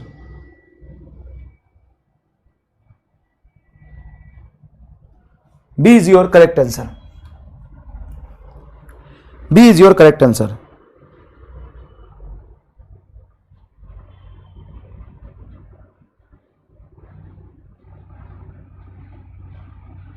B is your correct answer. समझ आया? समझ आया? नेक्स्ट देखिए, find out degree of freedom of the expression is. 2000 में ये डायरेक्ट सवाल पूछा था। क्या सवाल पूछा था? एफ और गामा के टर्म्स में रिलेशन पूछा। तो आपने अभी अभी पढ़ा है गामा इज इक्वल टू, जो तुम्हें याद रखते हो वहीं से शुरू करो, चिंता करने की जरूरत नहीं है। हमें आंसर पता है लेकिन हमें 2 महीने बाद क्या होगा हमें नहीं पता, तो हमें जो बेसिक है ना वही से हम पता करेंगे।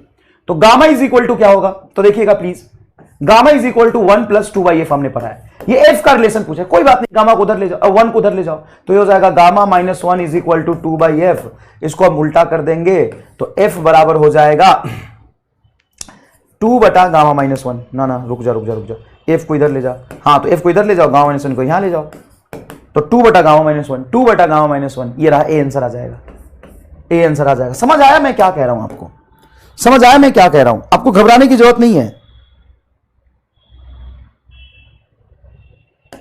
नेक्स्ट देखिए, बहुत बढ़िया सवाल 1991 में पूछा था, बहुत बढ़िया सवाल।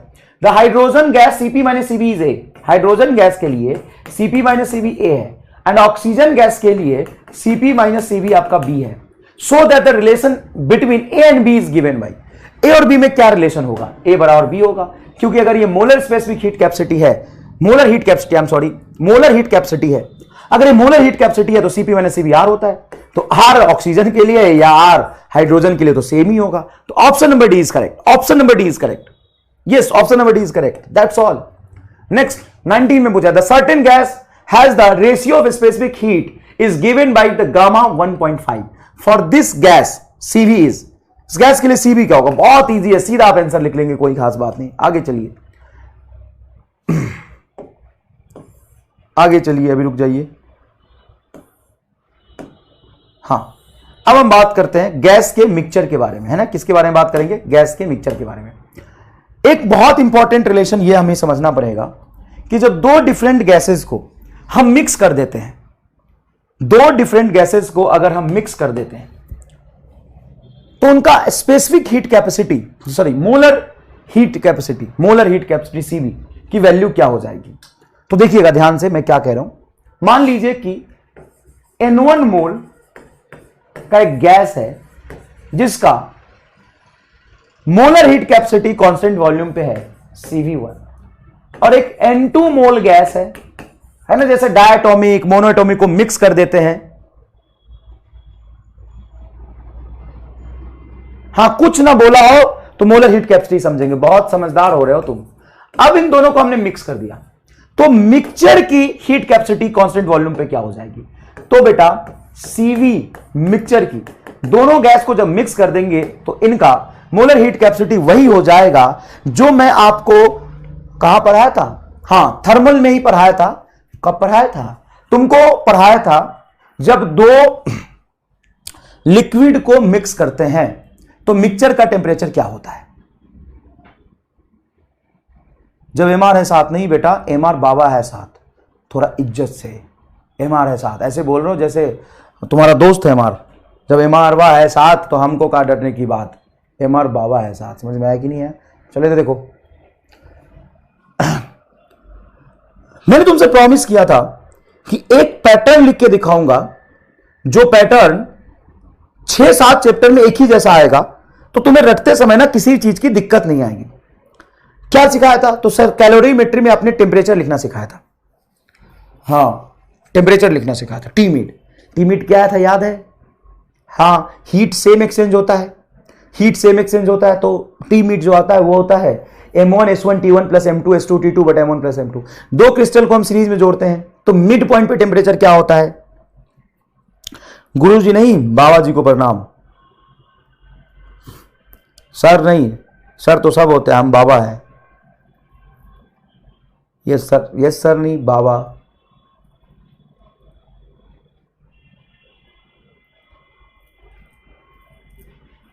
फिर से यस सर। सर आप खुद ही को ओल्ड बता रहे हो। नहीं नहीं बेटा, बाबा उसको नहीं कहते जो बूढ़े होते हैं, तुम गजब कर रहे हो। बाबा उसको नहीं कहते हैं जो बूढ़े होते हैं, बाबा उसको कहते हैं जिसको ज्ञान बहुत होता है। सर आप बुक लिखो जल्दी से, वरना चोरी कर लेंगे हम। तो बुक लिखने के बाद भी तू चोरी ही करेगा और क्या करेगा। बाबा उसको कहते हैं जो ज्ञानी होता है। बाबा उसको तो नहीं कहते जो बूढ़े होते हैं, भोले बाबा। नहीं, मैं कंपेयर नहीं कर रहा, बस ऐसे बोल रहा हूँ। चलो ठीक है, वो छोड़ो।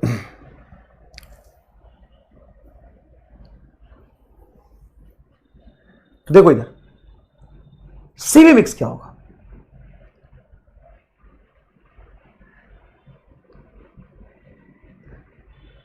तो वही होगा जो कैपेसिटर के मिड पॉइंट में पोटेंशियल होता है। क्या होता है sir? C1V1 plus C2 V2 बटा C1 प्लस C2। वही होगा जो दो रेजिस्टेंस के बीच में पोटेंशियल होता है। क्या होता है सर? V1 बटा R1 plus V2, B1 plus R1 plus B2 बटा R2 बटा 1 upon R1 plus 1 upon R2। कई जगह मैंने आपको यह टर्म समझाया है। उसी तरीके से जब मिक्स करते हैं तो पहले गैस का नंबर ऑफ मोल है N1, तो लिखेंगे N1 CV1 plus N2 CV2, बड़े आराम से, प्यार से एकदम, बटा अब यहां पे मैं CV निकालूं तो डायमेंशन CV का होना चाहिए। तो CV का डायमेंशन कैसे मैच करेगा? तो N1 प्लस N2 से क्या कर दीजिए, आप डिवाइड कर दीजिए। इस पे भी बेटा खूब सारे क्वेश्चन पूछे जाते हैं और आसान से क्वेश्चन होते हैं, कोई खास नहीं होते, एकदम आसान से क्वेश्चन होते हैं। उसी तरीके से CP मिक्स का क्या होगा? तो CP मिक्स यही होगा N1 CP1 plus N2 CP2 बटा N1 प्लस N2, सीधा यहां से आ जाएगा। राइट, समझ में आया? तो अगर दो अलग अलग गैस है, उनके डिग्री ऑफ फ्रीडम अलग अलग है और उनका specific heat capacity, molar heat capacity अलग अलग है, तो मिक्सचर का मोलर हीट कैपेसिटी आप इस तरीके से निकाल सकते हैं। डिग्री ऑफ फ्रीडम का भी ये रिलेशन बड़ा आसान होता है, N1 F1 plus N2 F2 बटा N1 plus N2। But gamma के लिए हम ये नहीं अप्लाई कर सकते हैं। अगर आपको गामा पता है तो डायरेक्ट नहीं लिख सकते N1 gamma 1 plus N2 gamma 2 बटा N1 प्लस N2, ये आप अप्लाई नहीं कर सकते हैं। गामा मिक्सचर निकालने का एक ही तरीका है, CP मिक्स निकाल दिए, CV मिक्स निकालिए और वहां से आप इसको सॉल्व कर सकते हैं। समझ में आया?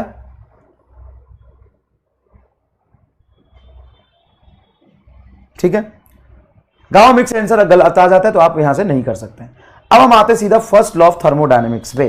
फर्स्ट लॉ ऑफ थर्मोडायनेमिक्स क्या कहता है? ये बड़ा इंपॉर्टेंट है क्योंकि पूरे थर्मोडायनेमिक्स के आगे का सेक्शन का यही बेस है। पूरे थर्मोडायनेमिक्स के आगे के सेक्शन का यही बेस है, फर्स्ट लॉ ऑफ थर्मोडायनेमिक्स। तो साहब ये फर्स्ट लॉ ऑफ थर्मोडायनेमिक्स है क्या? थोड़ा रुकिए, मैं आपको समझाता हूं। आज से सर कोई नहीं बोलेगा, सर बाबा बोलेंगे, सर पूरा फील आ गया। डिट्टो केमिस्ट्री, हाँ केमिस्ट्री थोड़ा सा अलग होगा।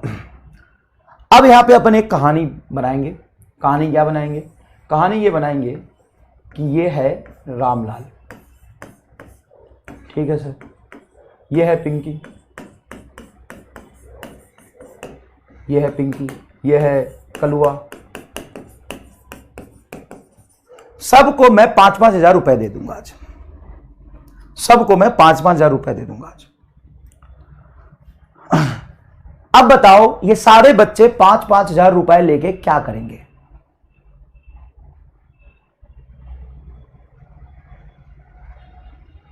मैं अगर यकीन बैच में किसी बच्चे से मिलना चाहूंगा ना, अगर मेरी इच्छा है कि सर बताओ आपको 2-4 बच्चे से हम मिलवाएंगे, है ना, उनको बुला के लाएंगे, कौन से बच्चे से आप मिलना चाहोगे? तो एक है हर्ष नाम का बच्चा। मैं स्पेशली मतलब मेल लिखूंगा PW से, रिक्वेस्ट है कि इस बच्चे का नंबर मुझे दिया जाए या घर का एड्रेस दिया जाए, मैं इस बच्चे से मिलना चाहता हूं। और इनके माँ बाप को बुलाएंगे, इनके साथ बैठेंगे और उनसे मिलेंगे। मतलब इच्छा है। अब तुम्हारी इच्छा होती होगी ना कि इन वाले सर से मिलना है, कि सर बहुत अच्छे, इन सर से मिलना है एक दिन, मेरी इच्छा है यकीन बैच के 2-4 बच्चों से मिलने की, उसमें से टॉप पे चल रहा है हर्ष, है ना। सर उसको क्या दोगे? सरप्राइज, ढेर सारा सरप्राइज दूंगा उसको मैं। अब कह रहा है सॉरी सर। नहीं नहीं बेटा, मैं तुमसे मिलूंगा, ये मेरी इच्छा है यार। हर इंसान की कोई इच्छा होता है, तो मेरी इच्छा पूरा नहीं करेगा? जाओ ये ऐलान कर दो कि एमआर सर को यकीन बैच के एक स्टूडेंट से मिलने का इच्छा है बहुत ज्यादा, मतलब मेरा ड्रीम है, गोल है, सुनो, मेरा ड्रीम है, मेरा गोल है, मेरी इच्छा है, यकीन बैच के इस हर्ष नाम के बच्चे से मैं मिलूं, उसके घर जाऊं, उसके माता पिता से मिलूं और सरप्राइज दूं, बहुत सारा, ढेर सारा सरप्राइज। चलो देखो, और वो बच्चा स्पैमर नहीं है यार, तुम उसको बदनाम कर, स्पैमर नहीं है, मैं जानता हूं, वो बच्चा है, स्टूडेंट है, मुझसे मिलना है।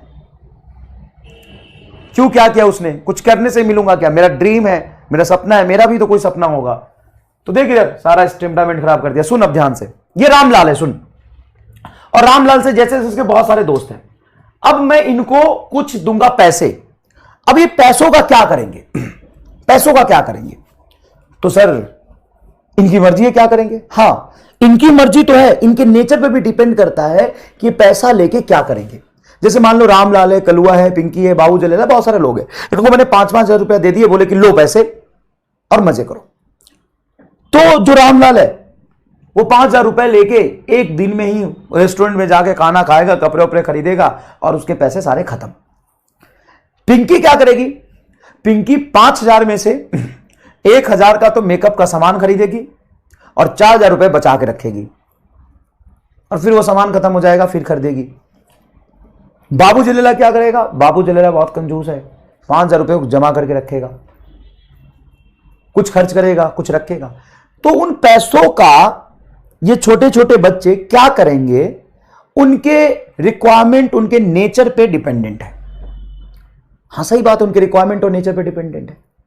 लेकिन वो कर दो ही काम सकते हैं, ध्यान से सुनिएगा, लेकिन वो कर दो ही काम सकते हैं। क्या कर सकते हैं? या तो पैसे जमा करके रखेंगे या उन पैसों को खर्च कर देंगे। इनके अलावा और क्या कर सकते हैं? सर किसी और को उधार दे दिया तो आपसे लेके, नहीं, मैंने उनको बोला पैसे रख। तो दो ही काम कर सकते हैं। अगर मैं किसी बच्चे को पैसे दूं, 5,000 रुपए दे दूं, तो क्या कर सकता है? सर दो काम कर सकता है, या तो वो खर्च कर देगा या जमा करके रखेगा। अगर खर्च कर देगा तो गया, पैसे लेके खर्च कर दिया। सर क्या किया? समोसे खाए, लड्डू खाया, डोसा खाया, जलेबी खाया, और पैसे जो दिए थे सब खा के वॉल्यूम बढ़ा लिया, अपना वॉल्यूम बढ़ा लिया, वॉल्यूम बढ़ा लिया, वर्क डन कर लिया। या जमा करके रखा, तो जमा करके रखा तो क्या हुआ उस पैसों का? सर जमा करके रखा तो उसकी औकात रही, इन्वेस्टमेंट किया उसने, उसकी वर्थ बढ़ गई, वो जमा करके रखा है उस एनर्जी को, हीट पैसे जो दिया उस पैसे को जमा करके रखा है, पैसे ही तो एनर्जी है। सिमिलरली एकदम सेम टू सेम तरीके से, एकदम नेचुरल तरीका है, एकदम ही नेचुरल तरीका है कि रामलाल के जगह पे मान लो एक कंटेनर है और कंटेनर में गैस फिल्ड है, गैस फिल्ड है। अब गैस को मैं देता हूं कुछ हीट, इसको हम डेल्टा क्यू से भी लिख सकते हैं, given heat to the gas, heat given to the gas, heat given to the gas. अब गैस ने जो हीट लिया है, गैस ने जो हीट लिया है वही तो है पैसा, पैसा एनर्जी, हीट एनर्जी। अब उस हीट का क्या करेगा? सर या तो खर्च करेगा, नहीं तो जमा करके रखेगा, अपनी वर्थ बढ़ाएगा। तो जब वो जमा करेगा तो हीट एज जमा तो नहीं कर सकता, क्योंकि बॉडी हीट स्टोर तो करती नहीं है। सर बॉडी क्या करती है? बॉडी अपनी टेम्परेचर बढ़ा लेती है, अपनी एनर्जी बढ़ा लेती है दूसरे फॉर्म में, तो अपनी इंटरनल एनर्जी बढ़ा लेगी डेल्टा यू, या उसको खर्च कर देगी वर्क में अपना वॉल्यूम बढ़ा के।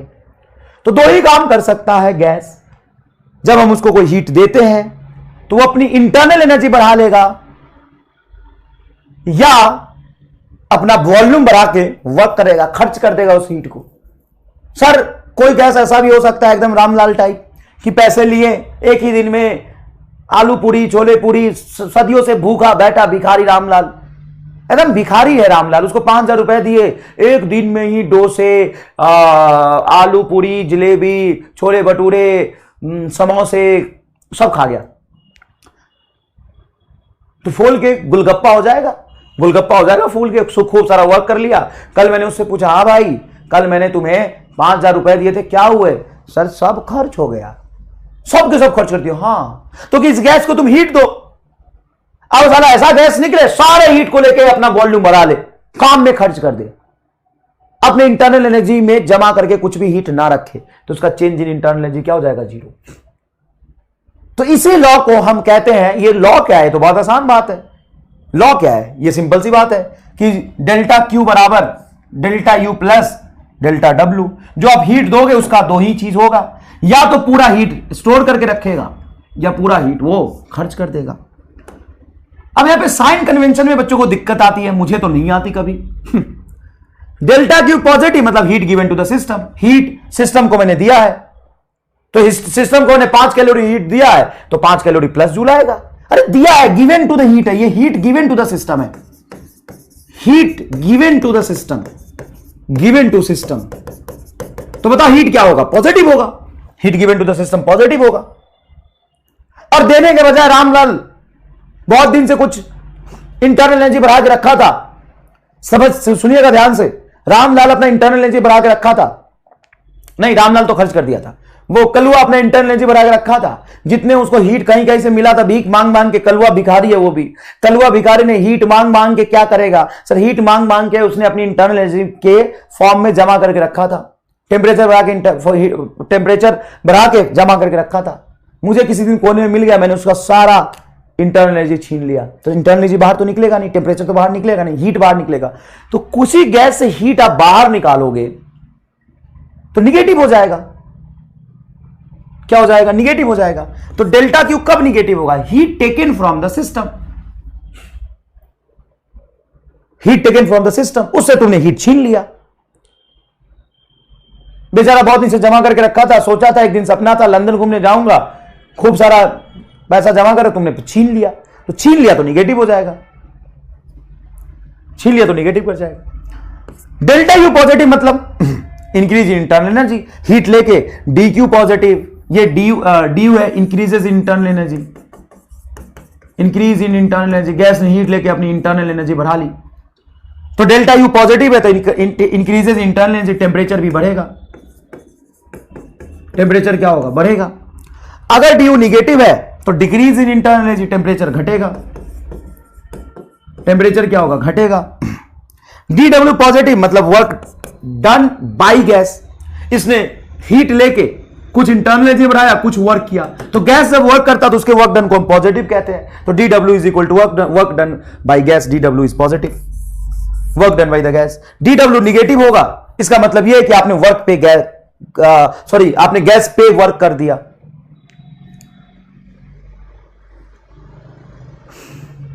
केमिस्ट्री में क्या होता है वहां पे रहने दीजिए, फिजिक्स में जो मैंने समझाया है इसका फील आया कि नहीं आया? डी डब्ल्यू कब निगेटिव होगा? जी डब्ल्यू तब निगेटिव होगा जब मान लो कि तुमने इसको हीट दिया, आपने इसको हीट दिया, इसने हीट लेके कुछ काम किया, कुछ काम किया, तो गैस ने काम किया तो वर्क डन पॉजिटिव, और गैस ने इंटरनल एनर्जी बढ़ाई तो ये पॉजिटिव। अब कोई इसको हीट दे नहीं रहा, मान लो कोई इसको हीट दे नहीं रहा, कोई नहीं दे रहा इसको, D Q delta Q zero, कोई हीट नहीं दे रहा। अब इसको भूख लगी तो क्या करेगा? तो जो पैसे जमाते हैं उसमें से अपना कुछ वर्क करके, है ना, जो हीट डेल्टा यू जमाता, डेल्टा यू कम करके वर्क डन करेगा, या वर्क डन इस पे कोई वर्क कर देगा, इसका वॉल्यूम घटा के इस पे कोई वर्क कर देगा, तो डी डब्ल्यू निगेटिव है तो डेल्टा यू बढ़ जाएगा। मान लो बाहर से किसी ने गैस में हीट नहीं दिया, बाहर से किसी ने गैस को हीट नहीं दिया, तो गैस क्या करेगा? ड्यू प्लस डेल्टा डब्ल्यू बराबर 0 हो जाएगा। इंटरनल एनर्जी कम तो गैस वर्क कर देगा, इंटरनल एनर्जी बढ़ेगा तो गैस पर वर्क होगा, ये दोनों एक दूसरे को बैलेंस करेंगे जब बाहर से किसी ने हीट नहीं दिया तो। Crystal clear? एकदम ही क्रिस्टल क्लियर है क्या? क्या आपको ये जोरदार फील आया कि नहीं है? बताइए। सीधी सी कहानी है। हीट दिया गैस को तो गैस का मन करेगा तो कुछ खाएगा पिएगा, अपनी वॉल्यूम बढ़ाएगा। गैस का मन करेगा नहीं, मैं नहीं खाऊंगा पीऊंगा, मैं वर्क नहीं करूंगा, मैं सारा इंटरनल एनर्जी में जमा करूंगा, तो ये होगा। लेकिन इन सभी कहानी में एक चीज बाकी है। एक चीज बाकी है। क्या? एक चीज बाकी है। सर क्या? मैं तुम्हें पैसे दूंगा ही क्यों? कोई भी गैस कंटेनर को हीट देगा ही क्यों? मैं तुम्हें क्यों दूंगा पैसे? और मैं तुम्हें अगर पैसे दूंगा भी तो मैं पागल हूं, पैसे देके भूल जाऊंगा? बता। पूरा फील आया बाबा, पूरा फील आया, पूरा फील आया सर। फिर इजी है सर। ये कौन है फिर सर बोल रहा है? हिमांशु गुप्ता। हाँ ये बात भी है, हाँ ये बात है। मैं तुमको हीट दूंगा ही क्यों? सॉरी, मतलब मैं तुम्हें पैसे दूंगा ही क्यों? सीधी सी बात है। ये थर्मोडायनामिक्स का फर्स्ट लॉ पर आते समय मुझे कुछ याद आ गया। सर क्या याद आया? तो गैस अलग अलग होते हैं, अलग अलग गैस की अलग अलग चॉइस होती है, अलग अलग पसंद होता है, अलग अलग लाइफ की प्रायोरिटी होती है। उसी तरीके से इंसान अलग अलग होते हैं, हर इंसान की अलग अलग प्रायोरिटी होती है, अलग अलग चॉइस होते हैं।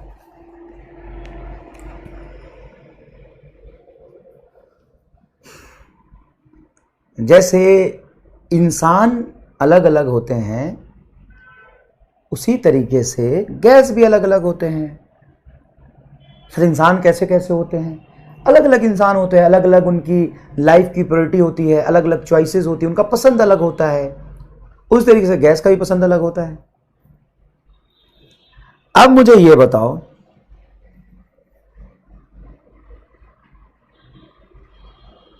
मैं तुम्हें पैसा दूंगा ही क्यों? सर आप हमें पैसा क्यों दोगे? हाँ नहीं दूंगा, और अगर मैं दूंगा तो कुछ कंडीशन भी डालूंगा। सर क्या कंडीशन डालोगे? मैं अपनी मर्जी से पैसा थोड़ी ना दे दूंगा। अगर मैं तुम्हें पैसा कुछ दूंगा तो उसका कोई रीजन होगा। या मान लो मेरे पास पैसे बहुत हैं, मैं millions millions millions of dollars का मालिक हूं, बहुत अमीर आदमी हूं, मैं चलता हूं तो 2-4 करोड़ कहां गिर जाते मुझे पता ही नहीं चलता। तो तुम अगर भीख भी मांगो तो 2-4-5 हजार तो दे ही दूंगा तुम्हें। तो सुनो अब ध्यान से। तो मैं जब तुम्हें पैसे देते हुए कुछ कंडीशन बताऊंगा, उसी कंडीशन को हमने नाम दिया है थर्मोडायनेमिकल प्रोसेस। उसी को हमने नाम दिया है थर्मोडायनेमिकल प्रोसेस। उसी को नाम दिया हमने थर्मोडायनेमिकल प्रोसेस। जैसे अगर मैं बात करता हूं कि मैंने एक कंटेनर में गैस रख के दिया और उसको हीट दिया। जैसे मैंने तुम्हें पैसे दिए और मैंने तुम्हें पैसे देते हुए बोला, सुन ये जो पैसे दे रहा हूं ना, इसका एक आना भी खर्च नहीं होना चाहिए। भाई साहब तुम ही सोच रहा हो सर पैसे दे ही क्यों रहे हो? फिर आप पैसे दे ही क्यों रहे हो? नहीं मैं दूंगा तुम्हें पैसे।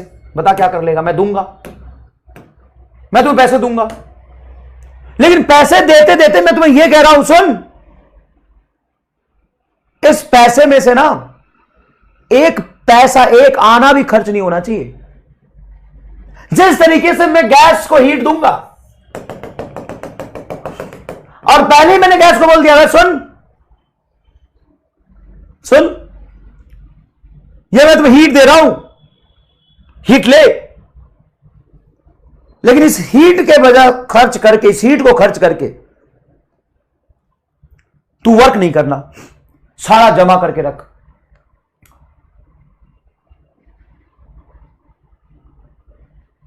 इस हीट को ले और इसका एक आना भी खर्च नहीं होना चाहिए। कल मैं तुमसे मांग सकता हूं, जैसे मैं तुम्हें पैसे दूं और तुमसे बोलूं कि सुन पैसे ले, और इसका एक आना भी खर्च नहीं होना चाहिए। तो पैसा लेके भी क्या करेगा, पैसा जमा करके, और डरता और रहेगा कि भाई साहब कल कहीं हमारे बाबा ने मांग लिया तो दिक्कत हो जाएगा, अब इस पैसे को हम संभाल के रखते हैं। अब तेरी हिम्मत नहीं होगी उसमें से एक पैसे की भी समोसे खाने की। उसी तरीके से बेचारा ये गैस बहुत ही मजबूर हो जाता है जब कोई इसको हीट देता है और कहता है सुन, इसका एक आना भी खर्च नहीं होना चाहिए।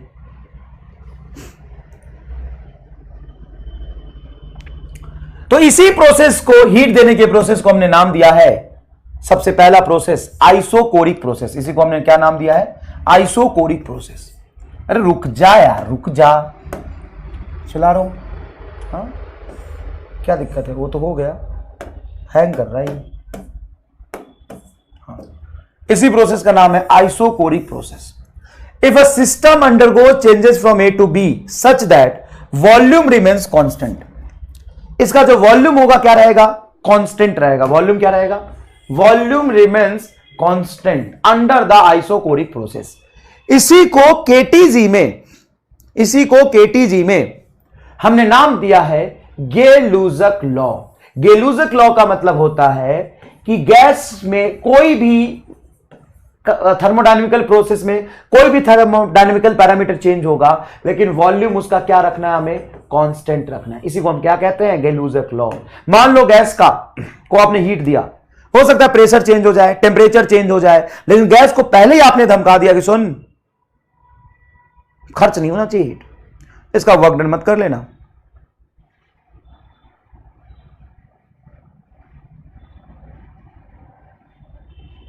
समझ में आया कि नहीं है?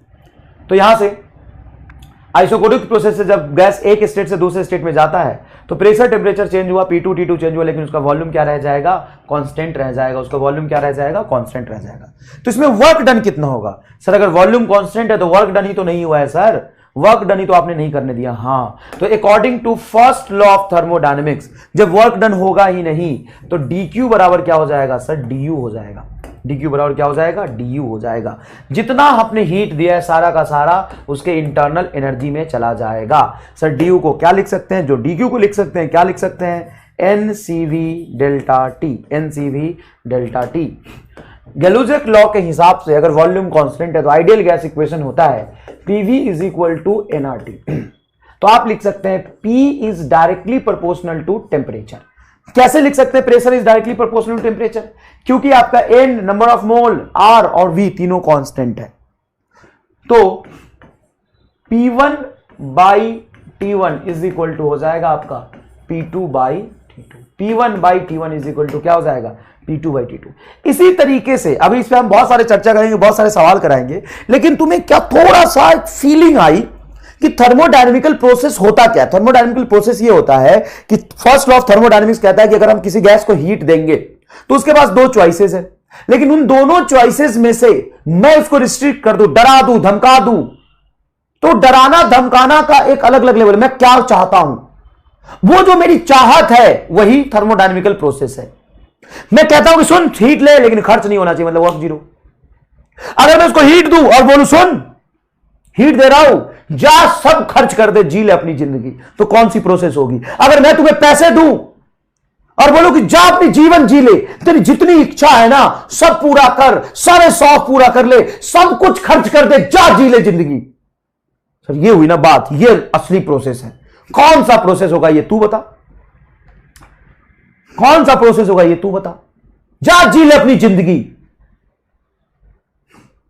भाई साहब अगर गैस वैसा कोई कह दे ले हीट ले, ले ले हीट ले और जा जी ले अपनी जिंदगी, तेरी जितनी इच्छा है ना उतना फैल जा, जितनी इच्छा उतना फैल जा, कौन सा प्रोसेस होगा ये, कह रहा एडियाबेटिक बकलोल कहीं का नहीं बे, आइसोबारिक, अरे बकलोल तुम्हें फील ही नहीं आई यार। 5000 में क्या होगा, अबे बैगन जैसी शक्ल के बैगन आ जाएंगे 500 किलो 5000 में, 500 किलो बैगन खरीद के साल भर बैगन खाना। यार तुम्हें नहीं आई फील, नहीं आई फील तुम्हें, अब आई थोड़ी थोड़ी आई। आइसोथर्मल, यस आइसोथर्मल प्रोसेस होगा वो, आइसोथर्मल प्रोसेस। जब आप एक गैस को हीट देते और कहते हैं कि बेटा ले तू हीट और खर्च कर दे सब, जा जी ले अपनी जिंदगी, कुछ भी मत बचा के रख, सब खर्च कर दे, इसको कहते हैं हम आइसोथर्मल प्रोसेस, इसको हम कहते हैं आइसोथर्मल प्रोसेस। और बाकी प्रोसेस भी इसी तरीके के कंडीशन के साथ आएगी आपके सामने। एक सवाल करते हैं फर्स्ट लॉ ऑफ थर्मोडायनेमिक्स से फटाफट। The internal energy changes in a system that has absorb 2 kilo calorie of heat and done 500 joule of work. यह सवाल 2009 का पूछा हुआ है, ध्यान से देखिएगा। Internal energy changes in a system such that absorb 2 kilo calorie of heat. इसने एब्जॉर्ब किया, गैस ने एब्जॉर्ब किया, मतलब गैस ने लिया, दिया नहीं है तो प्लस 2 किलो हीट हो जाएगा। एंड डन 500 वर्क, मतलब इसका वर्क डन हो गया 500 जूल। 500 जूल किलो कैलोरी, हां ध्यान से करना पड़ेगा सवाल। किलो मतलब 10 टू द पावर 3 और ये हो जाएगा 4.2 joule. 1 calorie is equal to 4.2 joule. तो 10 टू द पावर 3 का मतलब ये हो जाएगा तुम्हारा 4 टू 4200 गुना 2, तो ये हो जाएगा 8400 हीट दिया है। तो डेल्टा क्यू बराबर हो जाएगा du प्लस डी डब्ल्यू। 8400 में से 500 घटाओगे, सी आंसर आ जाएगा। 3 बज गए, हाँ मुझे भूख भी लग रहा है। एक दो सवाल करते हैं फिर छुट्टी देते हैं आपको, बिल्कुल छुट्टी देते हैं। देखिए 1993 का सवाल है। 110 joule of heat is added to the gas. Added to the gas मतलब गैस को दिया है मैंने, डेल्टा क्यू 100 जूल दिया, 110 जूल दिया है। Whose internal energy is 40 joule, then amount of external work done is, whose internal energy increases by होगा ना कुछ, then amount of external work done is.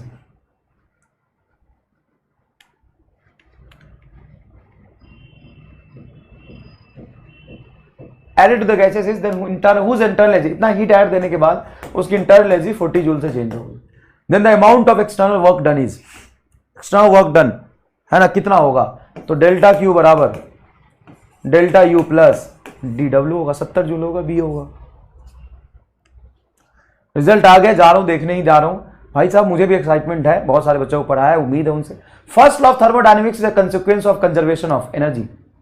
First law of thermodynamics is a consequence of law of energy. ये conservation of energy पे based है। Law of thermodynamics is based on the law of conservation of energy.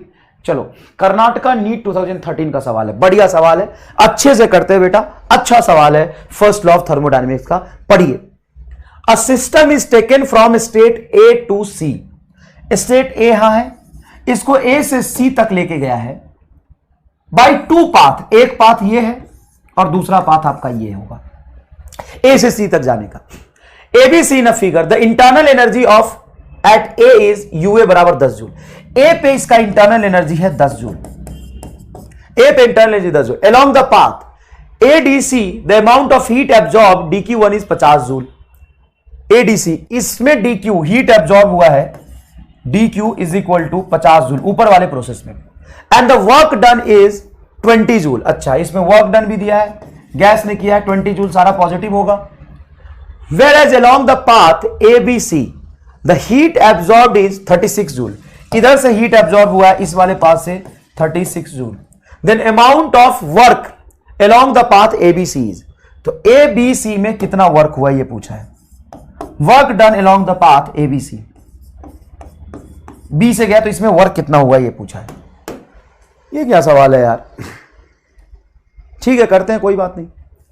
अब इसमें ना एक बकलोली किया है, एक बकलोली किया है कि ए का जो पोटेंशियल एनर्जी दिया ना, इंटरनल एनर्जी दिया ना, इंटरनल एनर्जी सॉरी, इसका कोई यूज नहीं है। कैसे, अब यहां से देखना, तुम चाहे किसी भी रास्ते से जाओ, किसी भी रास्ते से जाओ, ए से सी तक, इस रास्ते से जाओ, 1 से जाओ या 2 से जाओ, दोनों ही केस में change in internal energy same आएगा। हाँ change in internal energy same आएगा। According to first law of thermodynamics, change in internal energy को हम क्या लिख सकते हैं, चेंज इन इंटरनल एनर्जी को हम क्या लिख सकते हैं, चेंज इन इंटरनल एनर्जी को हम लिख सकते हैं delta Q minus delta W is equal to delta Q minus delta W. ये पाथ 1 के लिए हो गया, ये पाथ 2 के लिए हो गया। इस पाथ में हीट दिया है 36 माइनस वर्क डन हमें निकालना है, इज इक्वल टू इस रास्ते से हीट दिया है 50 एंड वर्क डन है 20, तो माइनस 20। ये साफ हो जाएगा आपका 30 और ये हो जाएगा आपका 36 minus work done. Work done आ जाएगा -6 जूल। वर्क डन आ जाएगा 30 में से 36 जाएगा एक मिनट माइनस, अरे 6 जूल आएगा, सॉरी, वर्क डन आ जाएगा आपका 6 जूल।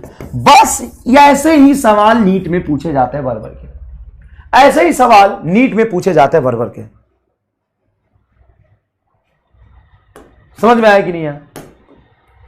नेक्स्ट है first law for a cyclic process. चलो ये हम नेक्स्ट क्लास में करेंगे। Cyclic process, adiabatic process, isothermal process, isochoric process और आइसोबारिक प्रोसेस, सब कुछ हम आपको एक एक करके समझाएंगे। ठीक है, चलिए नेक्स्ट क्लास में मिलते हैं। अब नेक्स्ट क्लास में जो मैं पढ़ाऊंगा वो पहले बता देता हूं, घबराना मत। एक प्रोसेस शुरू करूंगा और एक प्रोसेस कम से कम 1 घंटे तक चलेगा। एक प्रोसेस 1 घंटे पढ़ाऊंगा। एक आइसोथर्मल प्रोसेस 1 घंटे तक चलेगा। कैसे? तो आइसोथर्मल प्रोसेस की सबसे पहले होगी मैथमेटिक्स, फिर आइसोथर्मल प्रोसेस के लिए होगा फर्स्ट लॉ, फिर आइसोथर्मल प्रोसेस के लिए काइनेटिक थ्योरी ऑफ गैस, फिर आइसोथर्मल प्रोसेस के लिए हम बात करेंगे ग्राफ, पीवी ग्राफ, फिर आइसोथर्मल प्रोसेस के लिए पीटी ग्राफ, फिर वीटी ग्राफ, फिर बहुत सारे ग्राफ पे सवाल। ठीक है ना? तो आइसोथर्मल प्रोसेस 1 घंटा चलेगा, आइसोकोरिक 1 घंटा चलेगा। एक एक घंटे तक पूरा एक एक प्रोसेस समझाएंगे, उस पर जितने सवाल बन सकते हैं सब कुछ कराएंगे। ठीक है बेटा, चलिए बहुत बहुत धन्यवाद। नेक्स्ट क्लास में मिलते हैं। Thank you so much.